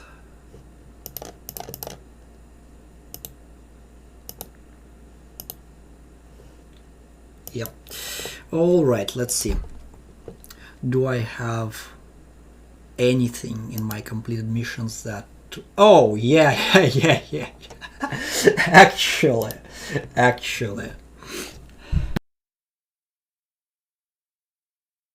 this is not a brutal puzzle map, I can just as well demonstrate what I meant by optional means of passing my map. So this is a somewhat hard map that I made that pits you against a ton of creeper in the beginning and forces you to find a way to survive the initial wave of the creeper until the heart of gold starts beating. That happens at around 70 seconds.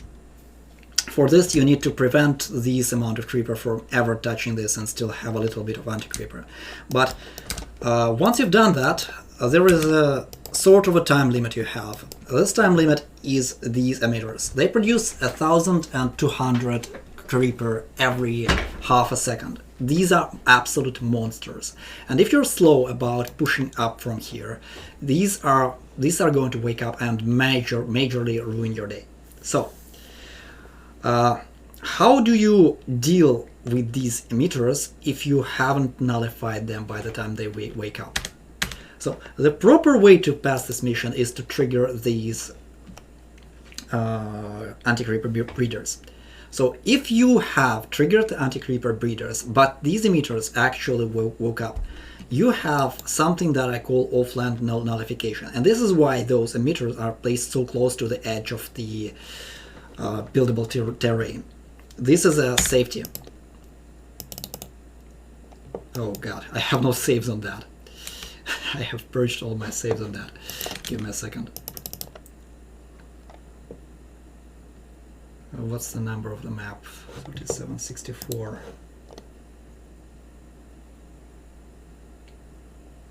Huh. How the hell did I manage to purge the saves on this map without making a pack of them? Alright, so let's artificially create a situation that the player will likely end up with. So, as long as the player is doing my intended strategy, fire not included, and hypno also there, they will possibly end up on something along these lines.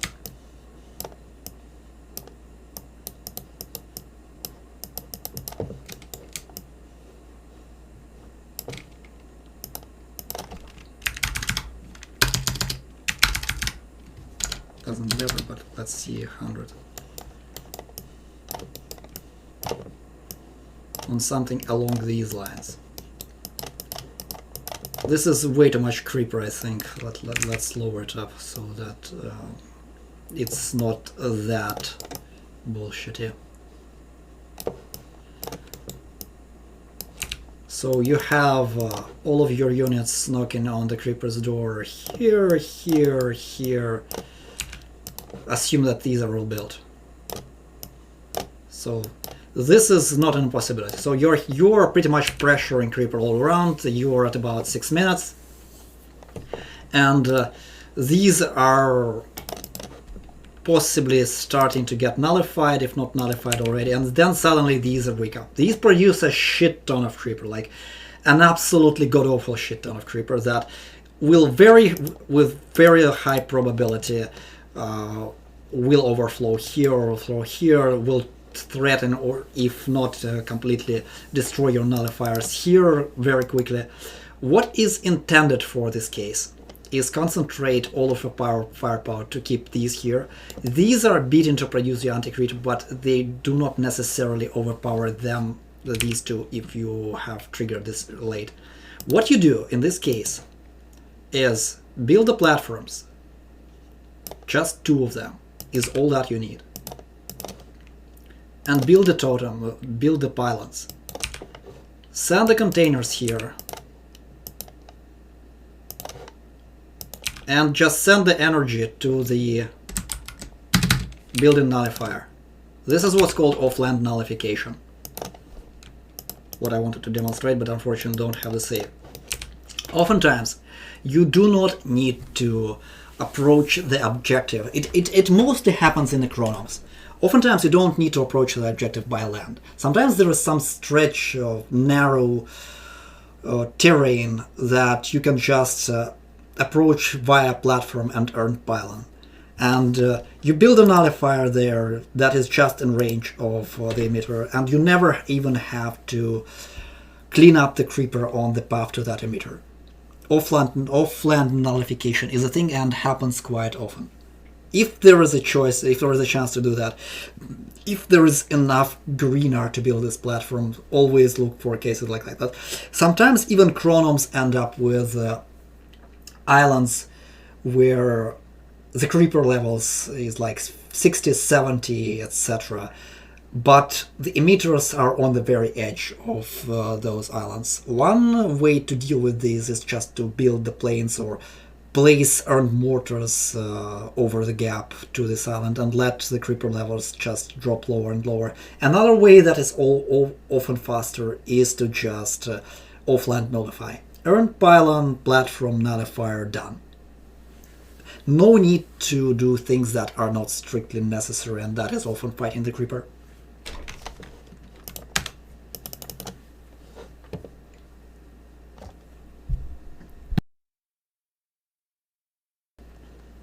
Alright.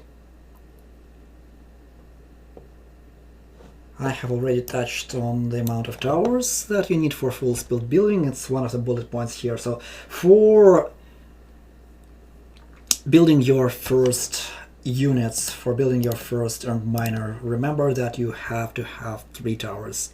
If you have less than that, you are not building your miner at full speed, because every unit that you build requires 2 energy per second.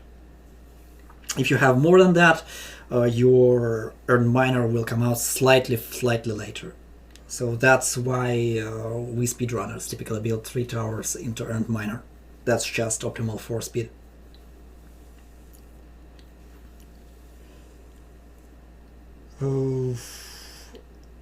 The next point is demonstratable on the same map that I've just showed, and that is, before you even unpause, there is a lot of stuff that you can do. So once you figure out how the map plays out, in this case, again, I have already touched on this, but let's see. Always look like what the map will play as without even first building your stuff. Like, just let the map run for a couple minutes. I have already touched on that, but this is an expansion of that thing. Let me demonstrate. At times, yeah, okay, it's fine. They have triggered it. Kind of late-ish trigger. Damn it. They really don't want to trigger this thing. The seed is bad, unfortunately. I wonder how do I... Let's try to re-enter the map. This map is kind of weird that Forbes are working off of a random seed, and they can either trigger this thing or not. And if you want a fast strategy that is persistent, you have to assume that they trigger this thing. Hey there, Sophia. So yeah, let's just try to recreate a situation where they actually trigger this breeder. And pray that seed actually works for that.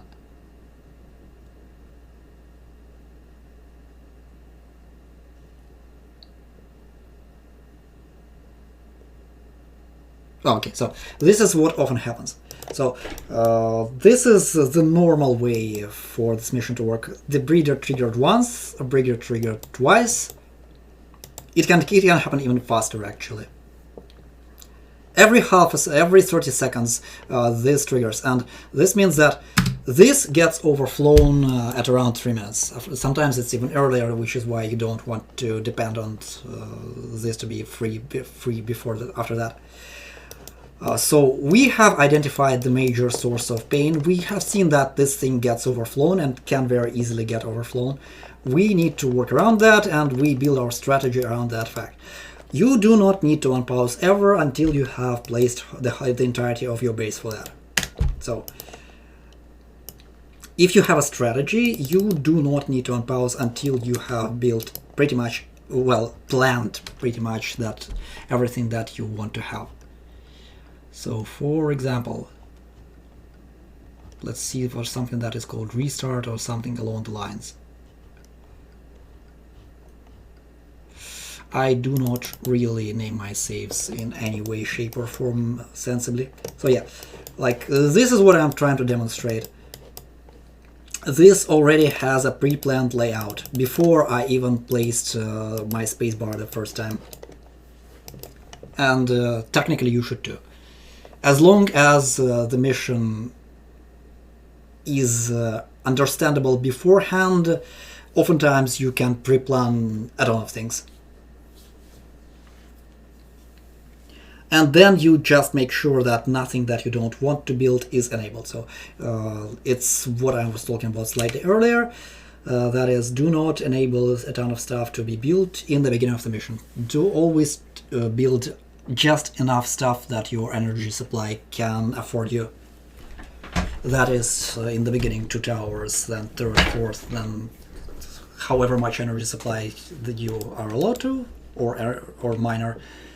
Or 3 towers and minor, and then expansion to 3 more units because you have 6 energy and you can build 3 units at the same time. Always remember, you have 2 energy per unit per second. So whenever something is building, that means that you have to subtract 2 from your energy generation, and that's how much units more you can build.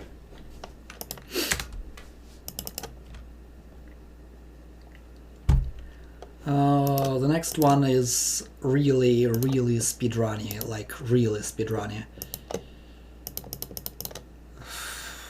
It does not always trip you up, but sometimes it does. So this is a mission that I really got the introduction to high-level speedrunning by Core and Fire, and where I couldn't approach their scores was due to one thing that is not always obvious to you when you're starting.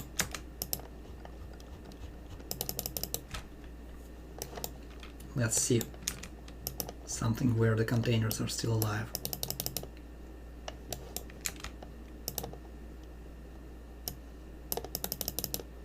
No, it is definitely not that. Let me think how to demonstrate it better.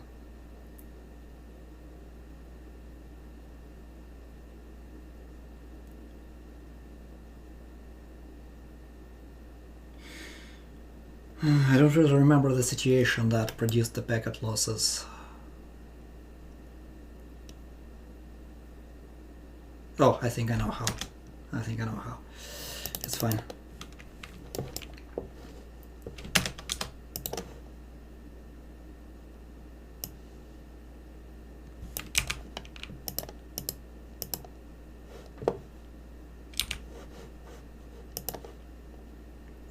It's not necessarily always the truth.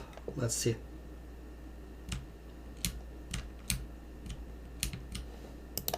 Wait, why? Oh, because I want to do it like this, maybe. I'm trying. I almost got there. Okay, so this may be it. No. Yeah. Okay, so here we had a connection from the container to Rift Lab, which suddenly got broken because Rift Lab has flown away from far away from the container that the connection just got broken. When the connection gets broken, you lose the energy packet that has been on this line, which means that when you're rolling out energy, especially early on, you want to track whether you are losing connection to something that generates your energy. In this case, that's containers. It usually happens when you have containers and you receive energy from them, but that's not necessarily the case. So, for example, you are building something remotely, and you are hovering your flaps here and there. So, like this. And so we're starting to build this. Assuming we're on a very tight energy budget, or the time on the mission is optimized to frames. Assuming that if we move our Rift Lab as our packet is traveling, damn it, no, okay, so fine, maybe fine. This is it. As long as we move our Rift Lab as the packet is flying along the connection, we lose that packet. And this is something that you really need to track quite often, because oftentimes that's all that makes the times either the first one or something to third, second, or third or fourth. Just that one lost packet is half a second of time loss, and sometimes you lose more than one. It is something that you need to actively keep track of, that no disconnection happens as long as the packets are traveling somewhere. It is not always relevant, and I would say that on 90%, if not more, of the maps I do not care at times, but sometimes the map really is optimized to frames, and then you have no option but to track this. Packet loss is a thing, and that is something that you need to be aware of.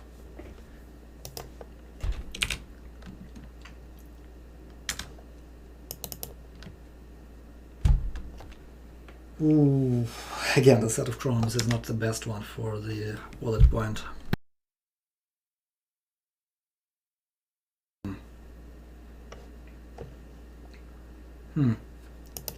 Let's see, is it? Definitely not.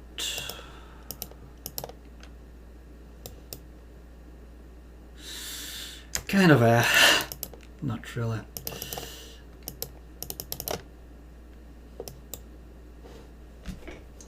I mean, maybe? Kind of. Kind of. So, very applicable to chronomes, like very applicable to chronomes. Bullet point that you should build your nullifiers on high ground as much as possible. That allows you to fight less, because the creeper will understandably try to flow low, and only after it cannot really expand more it will pile up and overflow over the high points.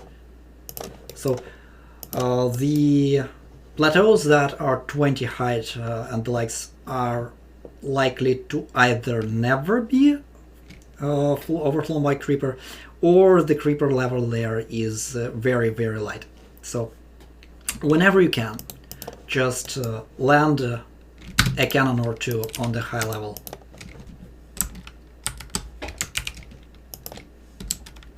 Supply them with porters. So just dump a container there. They will very easily clean up the tiny amount of creeper that typically ends up this high. And then you usually will be able to take the place to nullify the emitter from the high ground. Oftentimes that is very possible.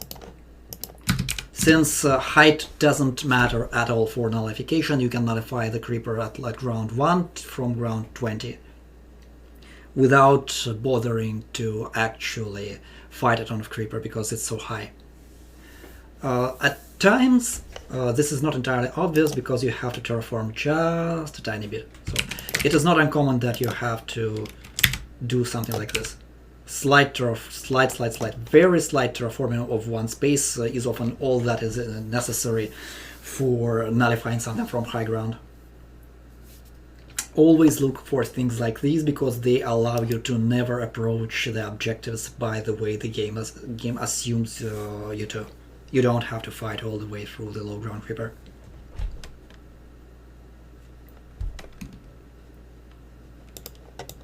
Also, sometimes it is possible to do something like along these lines.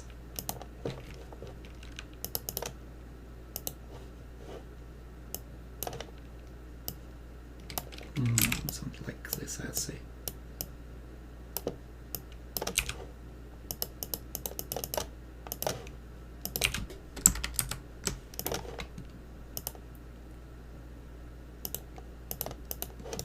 It is not uncommon to have this happen.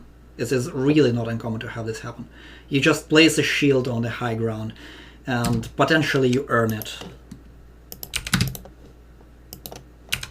And suddenly you have a little bit of space to either start your invasion on the low ground without fighting to claim the ground, or for example, the emitter is somewhere here, and suddenly you have the space to nullify that emitter that is free of creeper, and you never had to fight for it. High ground is your friend, try to use it. Because high ground is very often not claimed by creeper at all, or the creeper is very shallow. And this allows a lot of shenanigans that you can pull. Every time you open up a chronom, always look for high ground places. Like always, always, always. Even if the high ground is meshed, even then sometimes you can utilize that.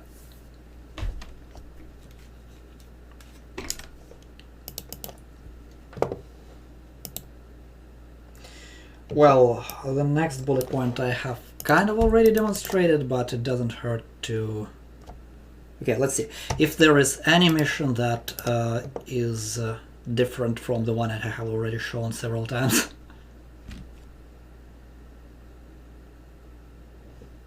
Not this, not this, not this.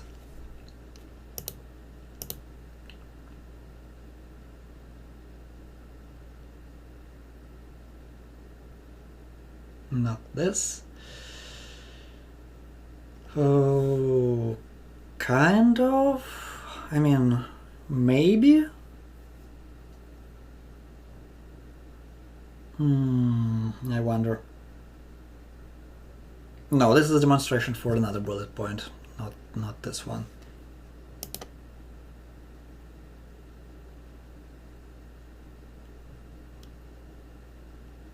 Not really, not really.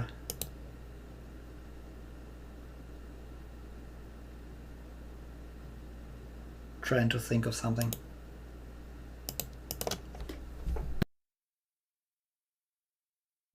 This one, for example. This is a good one.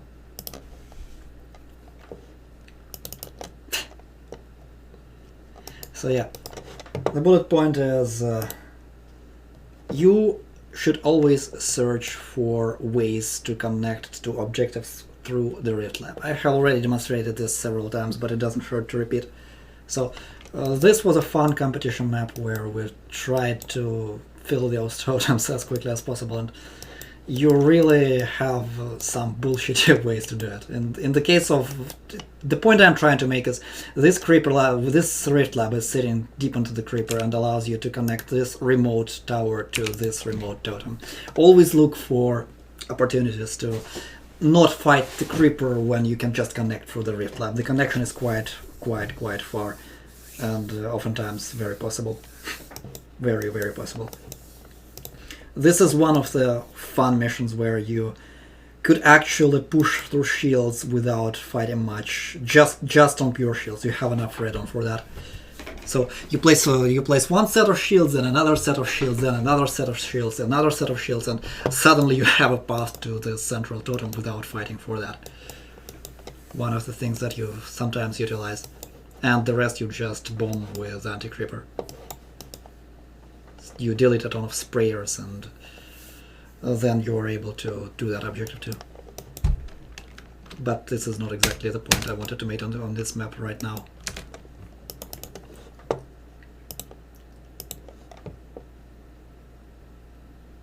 Oof, this point is not something that I'm prepared to explain really. Oof, let me think.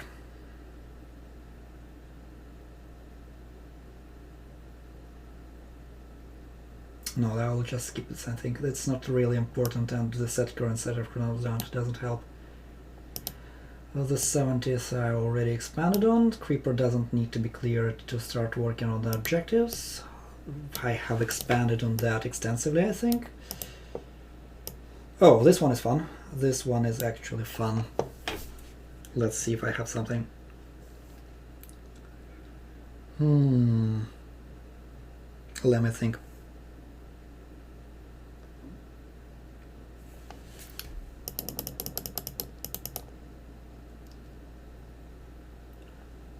I suppose this is not a bad one to demonstrate it.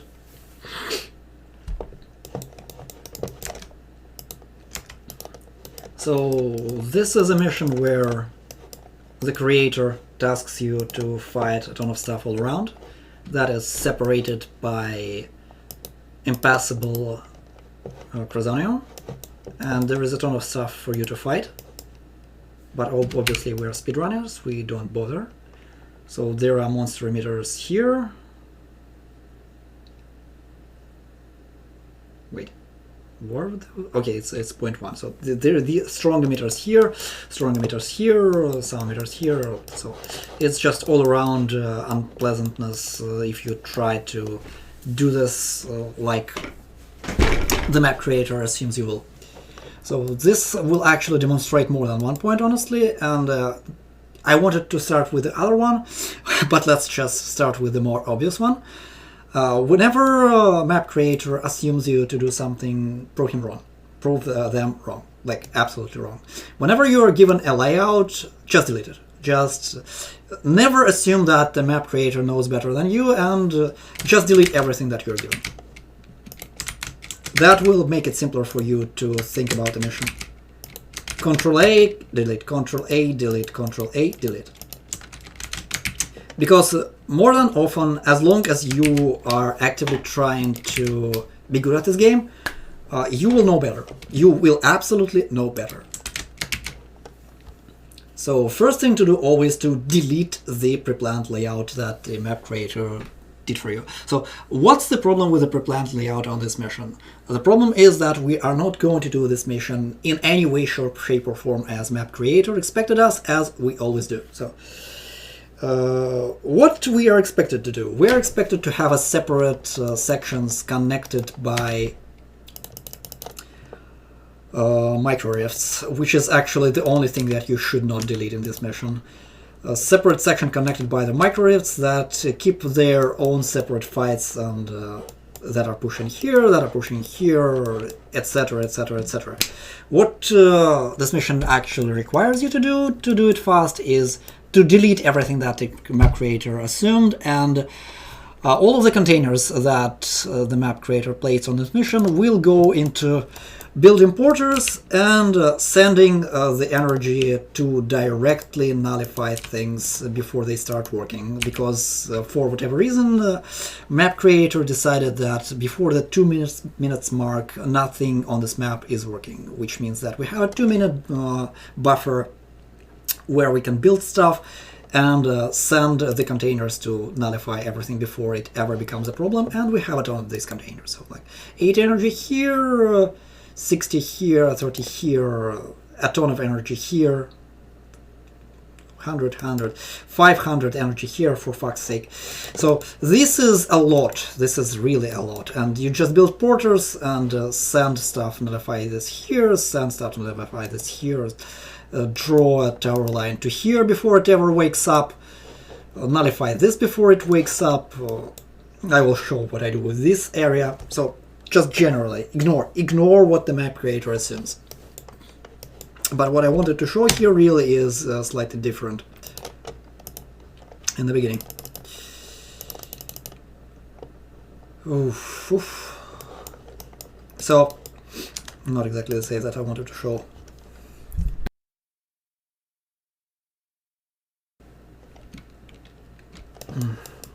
This is fine. This is fine. So what we're going to do, we send a ton of porters to nullify things remotely.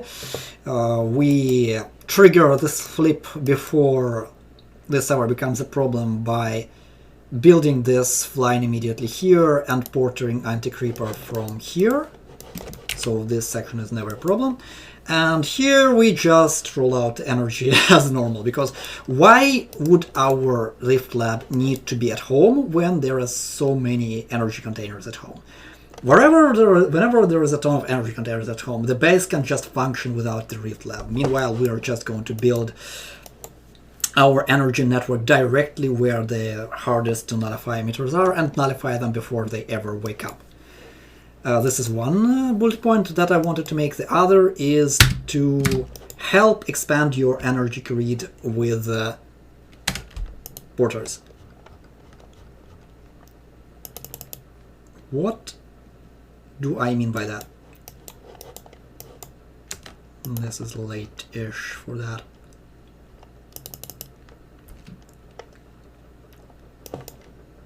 Come on, do I not have a save there? Apparently not. How is it better to demonstrate? Give me a second to think.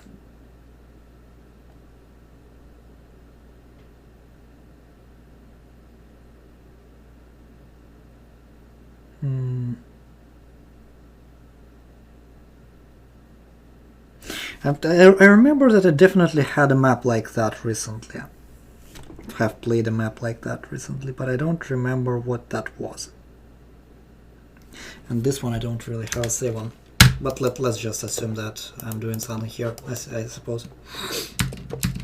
So we're building this energy network from containers.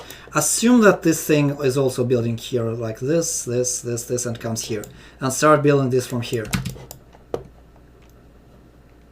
We want to connect our Rift Lab from here to here as quickly as possible.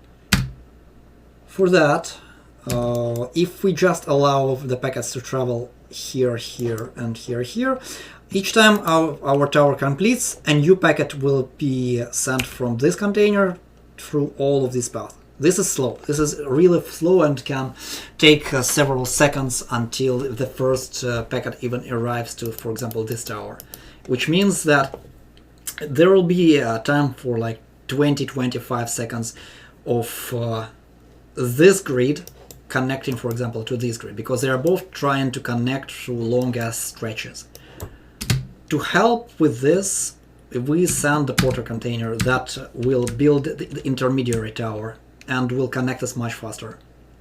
At times this is very useful. At times this makes all the difference.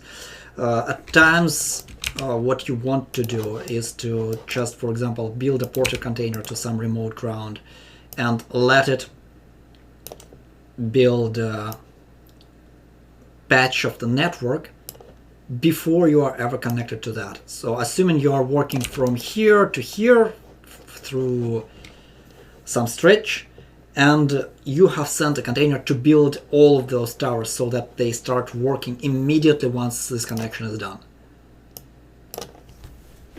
So you can build whole patches of energy before you ever connect to them. They will not produce you energy before you connect, but they will be already built there. So once the connection happens, they will start producing immediately. So at times it's pretty relevant for your energy rollout. Whether you want to connect faster like here, or you want to build stuff faster like here. But it is worth looking for remote building.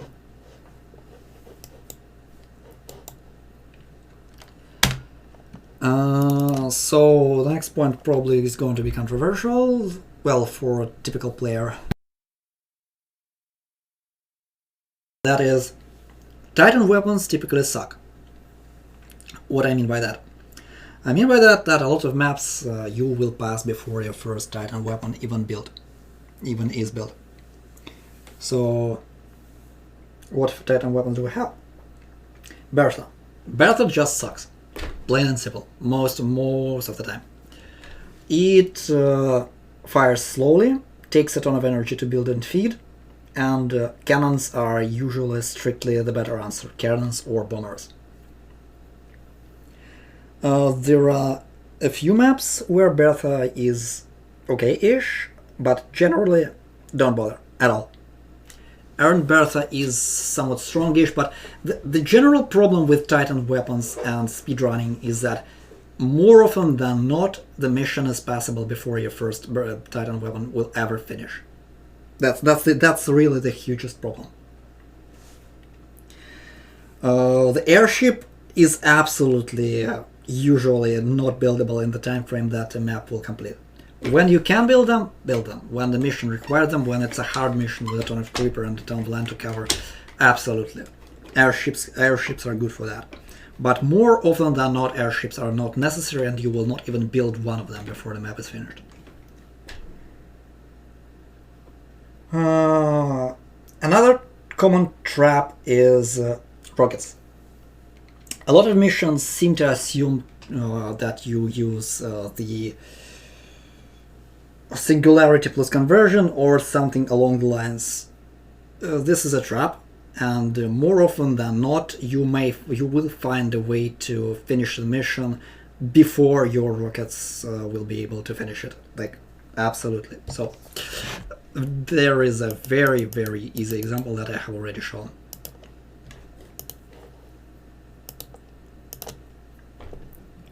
This mission initially was thought to be the fastest to just hold its ground. These are all...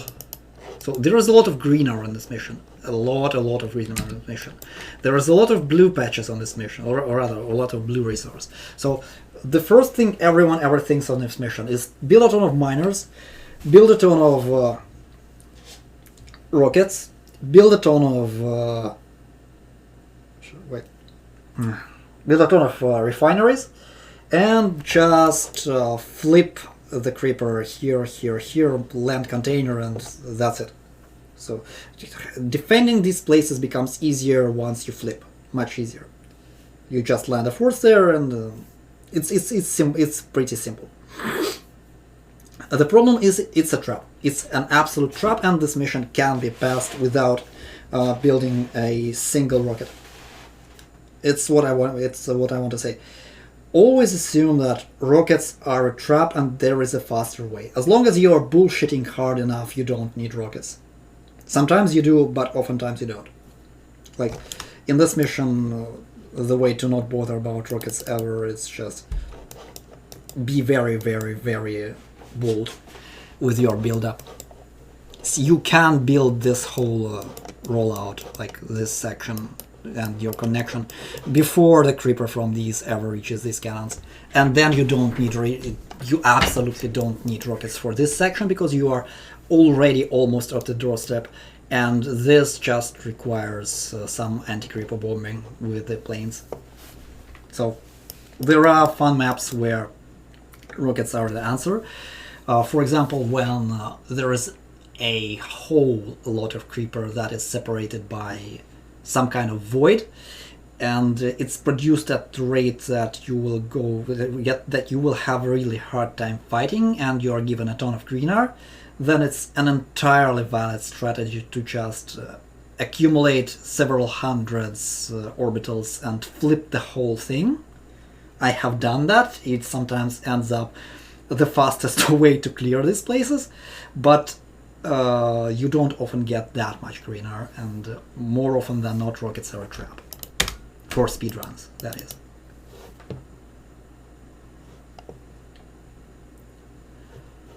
Well, it's kind of obvious, the next one, like, it's really, really obvious. And I have already demonstrated this, but it never hurts to repeat, I think. Prevent Crimson as much as possible. You do not want to fight Crimson because sources of anti-creeper are typically limited, and anti-creeper is not produced in big enough quantities, and Crimson Creeper sucks. Like, Crimson Creeper really sucks. You don't want to be fighting it, and there are often ways to prevent it. So on this mission I just land cannons between the emitter and the flower, and once the flower stops receiving the creeper, Crimson just vanishes. At times you can just... you don't need to be as fancy as I was with the Rift Lab here. At times you can just physically wedge yourself on the mission between the flower and the emitter when it's not so tight. At times you can reach the flower much faster than the creeper, like I have shown on Turtle.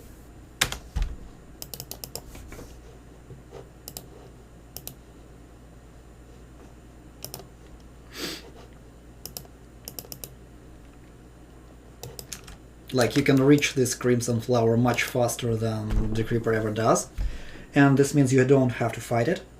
So just in general, fighting Crimson Creeper is a trap. It requires so much energy that you might as well save yourself a hassle and try to eliminate the threat before it begins.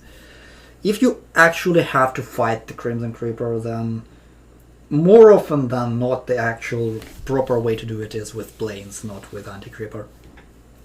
Because you very rarely have enough anti-creeper to really matter. And if you don't have the planes, then try to cut it off. Fighting Crimson Creeper just plain downright sucks. Absolutely sucks.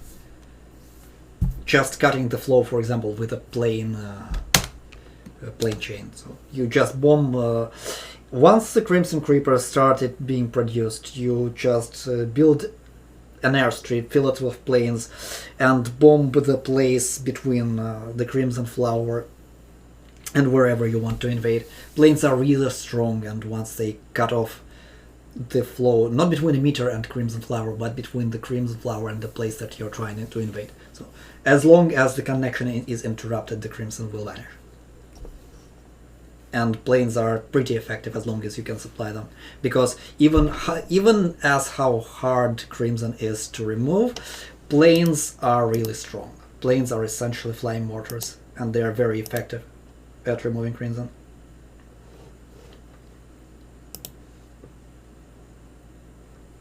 I'm not sure how to demonstrate the next point.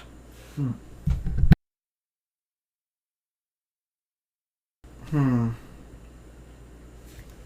let me think a second. Yeah, maybe. No, it's funny, but it's not exactly demonstrating the point, I suppose.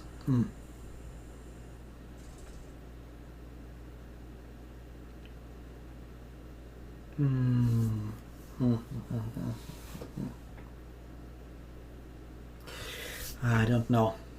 I seriously don't know. Don't remember a mission out of hand that will demonstrate it.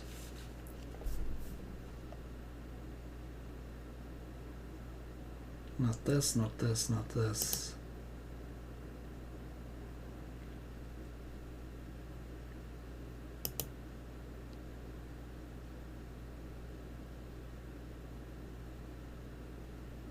I remember that there was at least one mission that worked like that, but I don't remember where it was.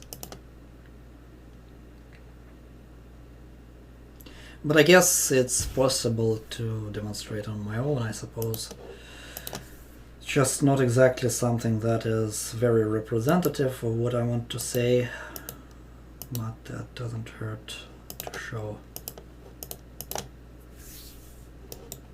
Trying to think of something.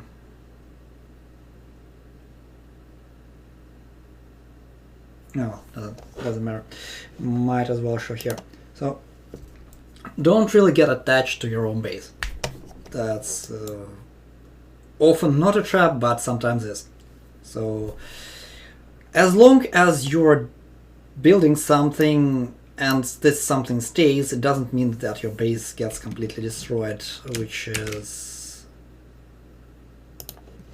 something that may be demonstratable here.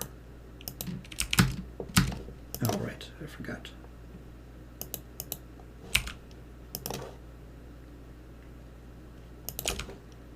So this mission has been broken to all hell, but the intended way that I actually wanted people to pass it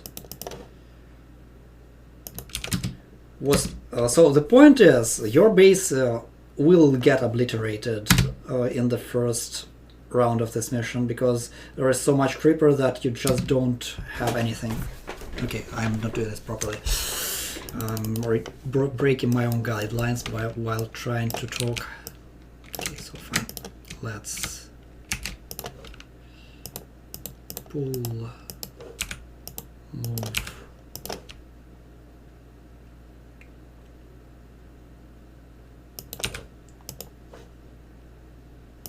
This. Let's see. Pull.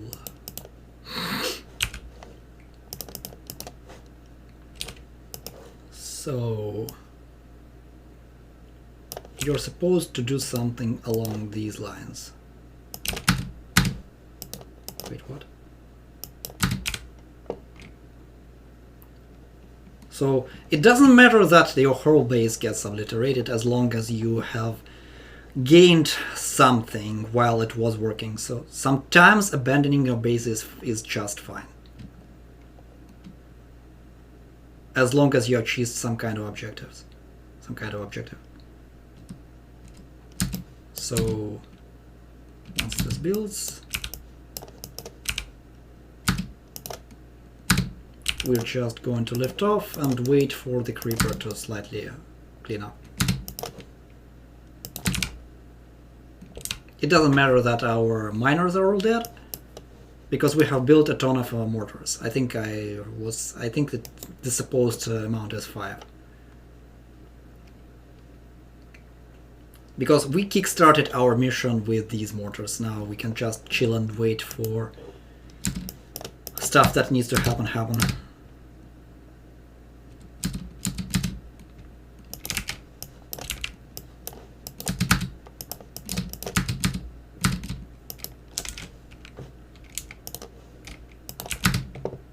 And now that heart is beating, we can go and send our mortars and our rift lab to rebuild our base in its entirety. So do not get too attached to your base when failing. It doesn't fail your objective. That's what I wanted to say. Doesn't often comes into play, but just be aware of it. Sometimes it really doesn't matter what you did as long as the objective is fulfilled. I actually can demonstrate it somewhat better. Somewhat better than to demonstrate one of my recent fuck-ups. Well, not fuck-ups since it still worked, it's just funny when you don't realize that there would be a future problem. So, when I played this mission, I have nullified everything, but the point is you have to activate the totems, reclaim and hold. Nullify isn't even on the table for the required. But I have nullified everything here and started working on these totems. Go in there. And what's happened is that I have fucked up because I didn't realize that once stuff actually wakes up, you are going to have a bad time. Come on, where is the save?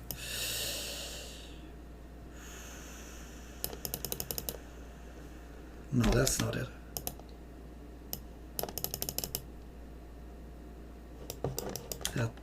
Come on, why am I hitting all the wrong saves?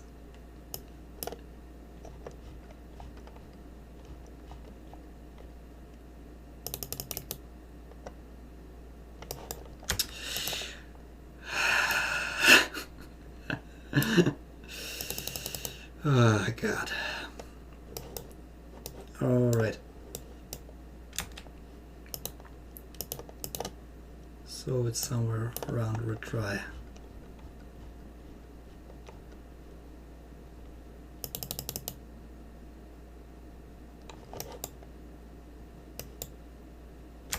Yeah, about that.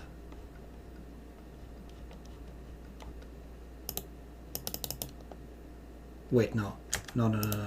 Wrong.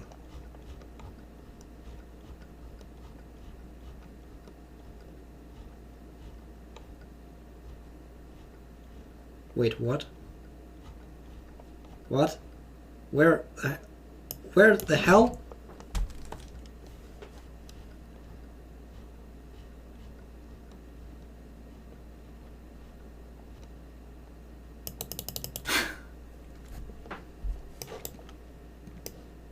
Yeah, we're here.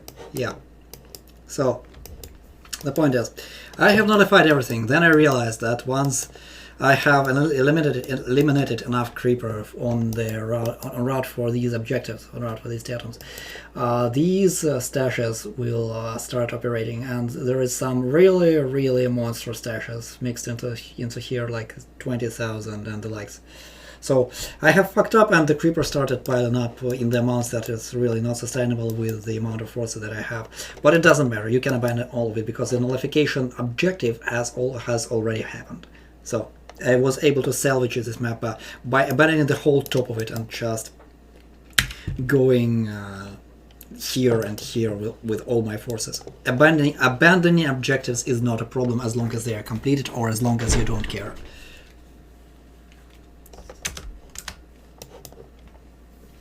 Again, so don't get attached to things that you strictly don't need anymore. I have already touched on this, but oh yeah, right. So one bit of speedrunning lore, so to speak. Well, not lore, don't even know what to call it. So whenever you don't know how to beat the mission, but someone has already beaten that mission, you can reverse engineer their scores from what you see on the boards, kind of. Let's see if there is something that, well, for example this. Hypnotic had finished Heart of Gold in 3 minutes 36 seconds. This is way faster than my own time, and this assumes that there is some kind of cheese. We see 29 units dead, whereas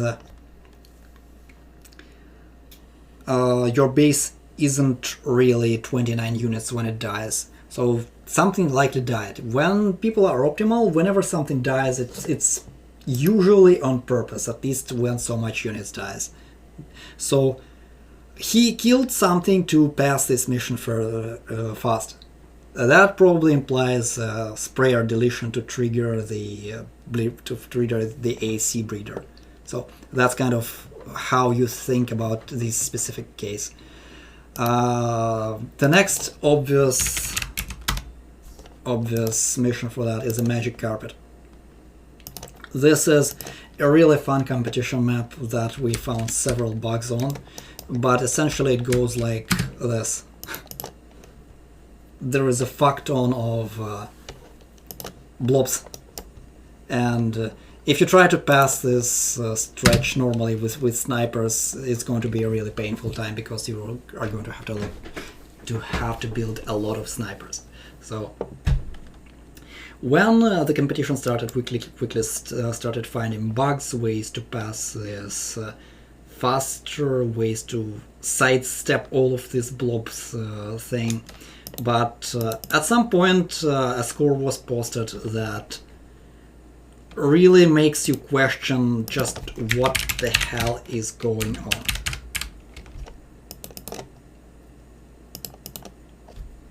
Where is the special group score? Wait, what?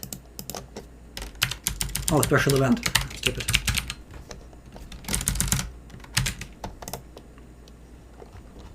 So 6 minutes, 6 minutes, 5 minutes, blah blah blah blah blah blah blah, and then Hypnopost 3314.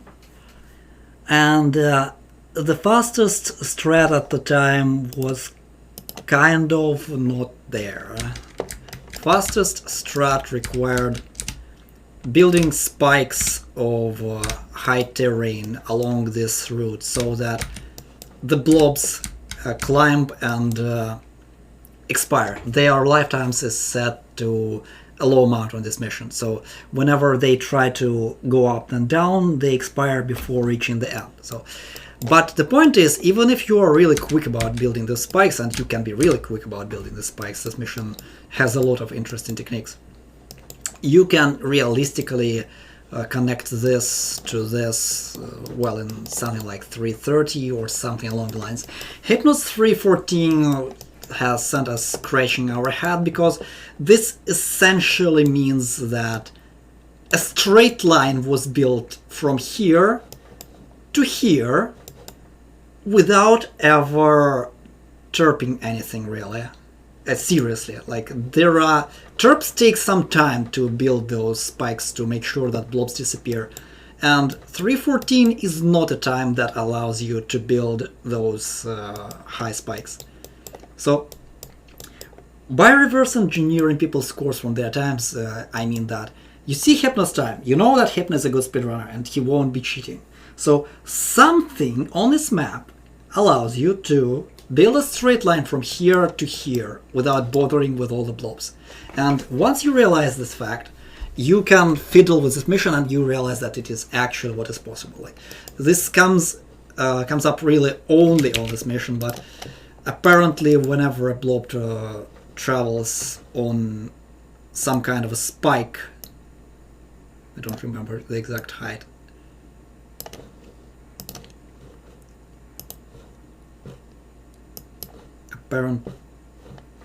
What the hell?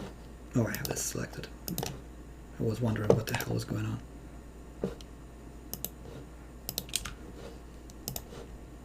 Four or something. Apparently when the blob travels over some kind of spike, it will not remove the tower.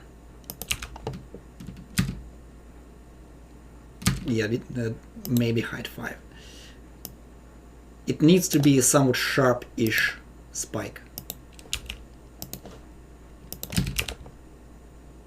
It will just pass right through it. This is what I call about reverse engineering other people's scores. You just try to see, try to infer from their scores what needs to happen for the bullshittery of their time to be possible. In this case, it means that you just build a straight line. So straight line of such spikes and towers directly to here. So the time can even get significantly lower than 330. Another thing that is not exactly spoiler-y, I suppose, because it doesn't really explain anything, is how I tackled Fire's wall falls. It doesn't explain the strat, it just shows you what happened. So it is a next to impossible map that has a completely bullshit strategy that you need to pass it. Not getting here. It is both tough execution and you will really wreck your brains trying to figure out how to do it. I'm not sure I advise that, but it's fun and it took me several months. But one thing that really stands out on this mission is that Fire's time has some echo missing. Echo is the score that says to you how much trees were alive by the end of the mission. So, for example, these are all of the trees. If we just straight up delete all creeper and let... okay, it doesn't work like that. I have to let it sit for a frame.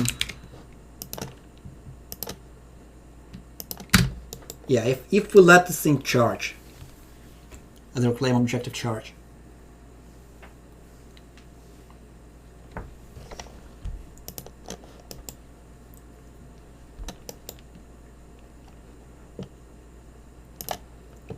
you will see that the actual maximum echo is 1600.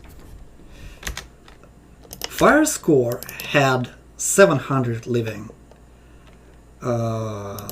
echo, which means that at some point to finish this mission, Creeper washed over the rest of the terrain. How this happened is not certain, because whenever the wall falls or you delete a section of the wall, breeder triggers and you're just dead. So somehow, somewhere, the Creeper washed over the trees on the map and Fire didn't die.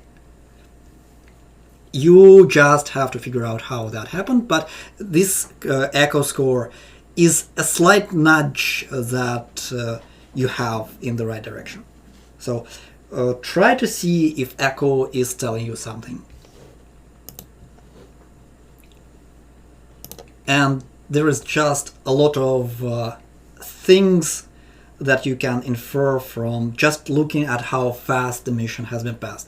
And at times, if you're not sure if it's actually possible, you may ask on the game's Discord, because usually it's from someone who is very good, and then you can reliably say that the score is not cheated. There are some cheaters, but not a lot of them. And sometimes the scores are really looking like cheats aren't, because we're just that good at finding out bullshit strategies.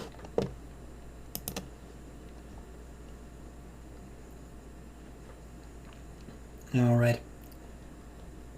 So I think that my voice is hoarse enough that the rest of the points are going to have to be covered in the next recording, I suppose. I have done all of the before it begins section and all of the speed section. There is still some unit section left, or rather a lot of unit section left. But I think I really need a break. Time to download the VOD and post it on YouTube or something. That's almost 3 hours of straight up talking.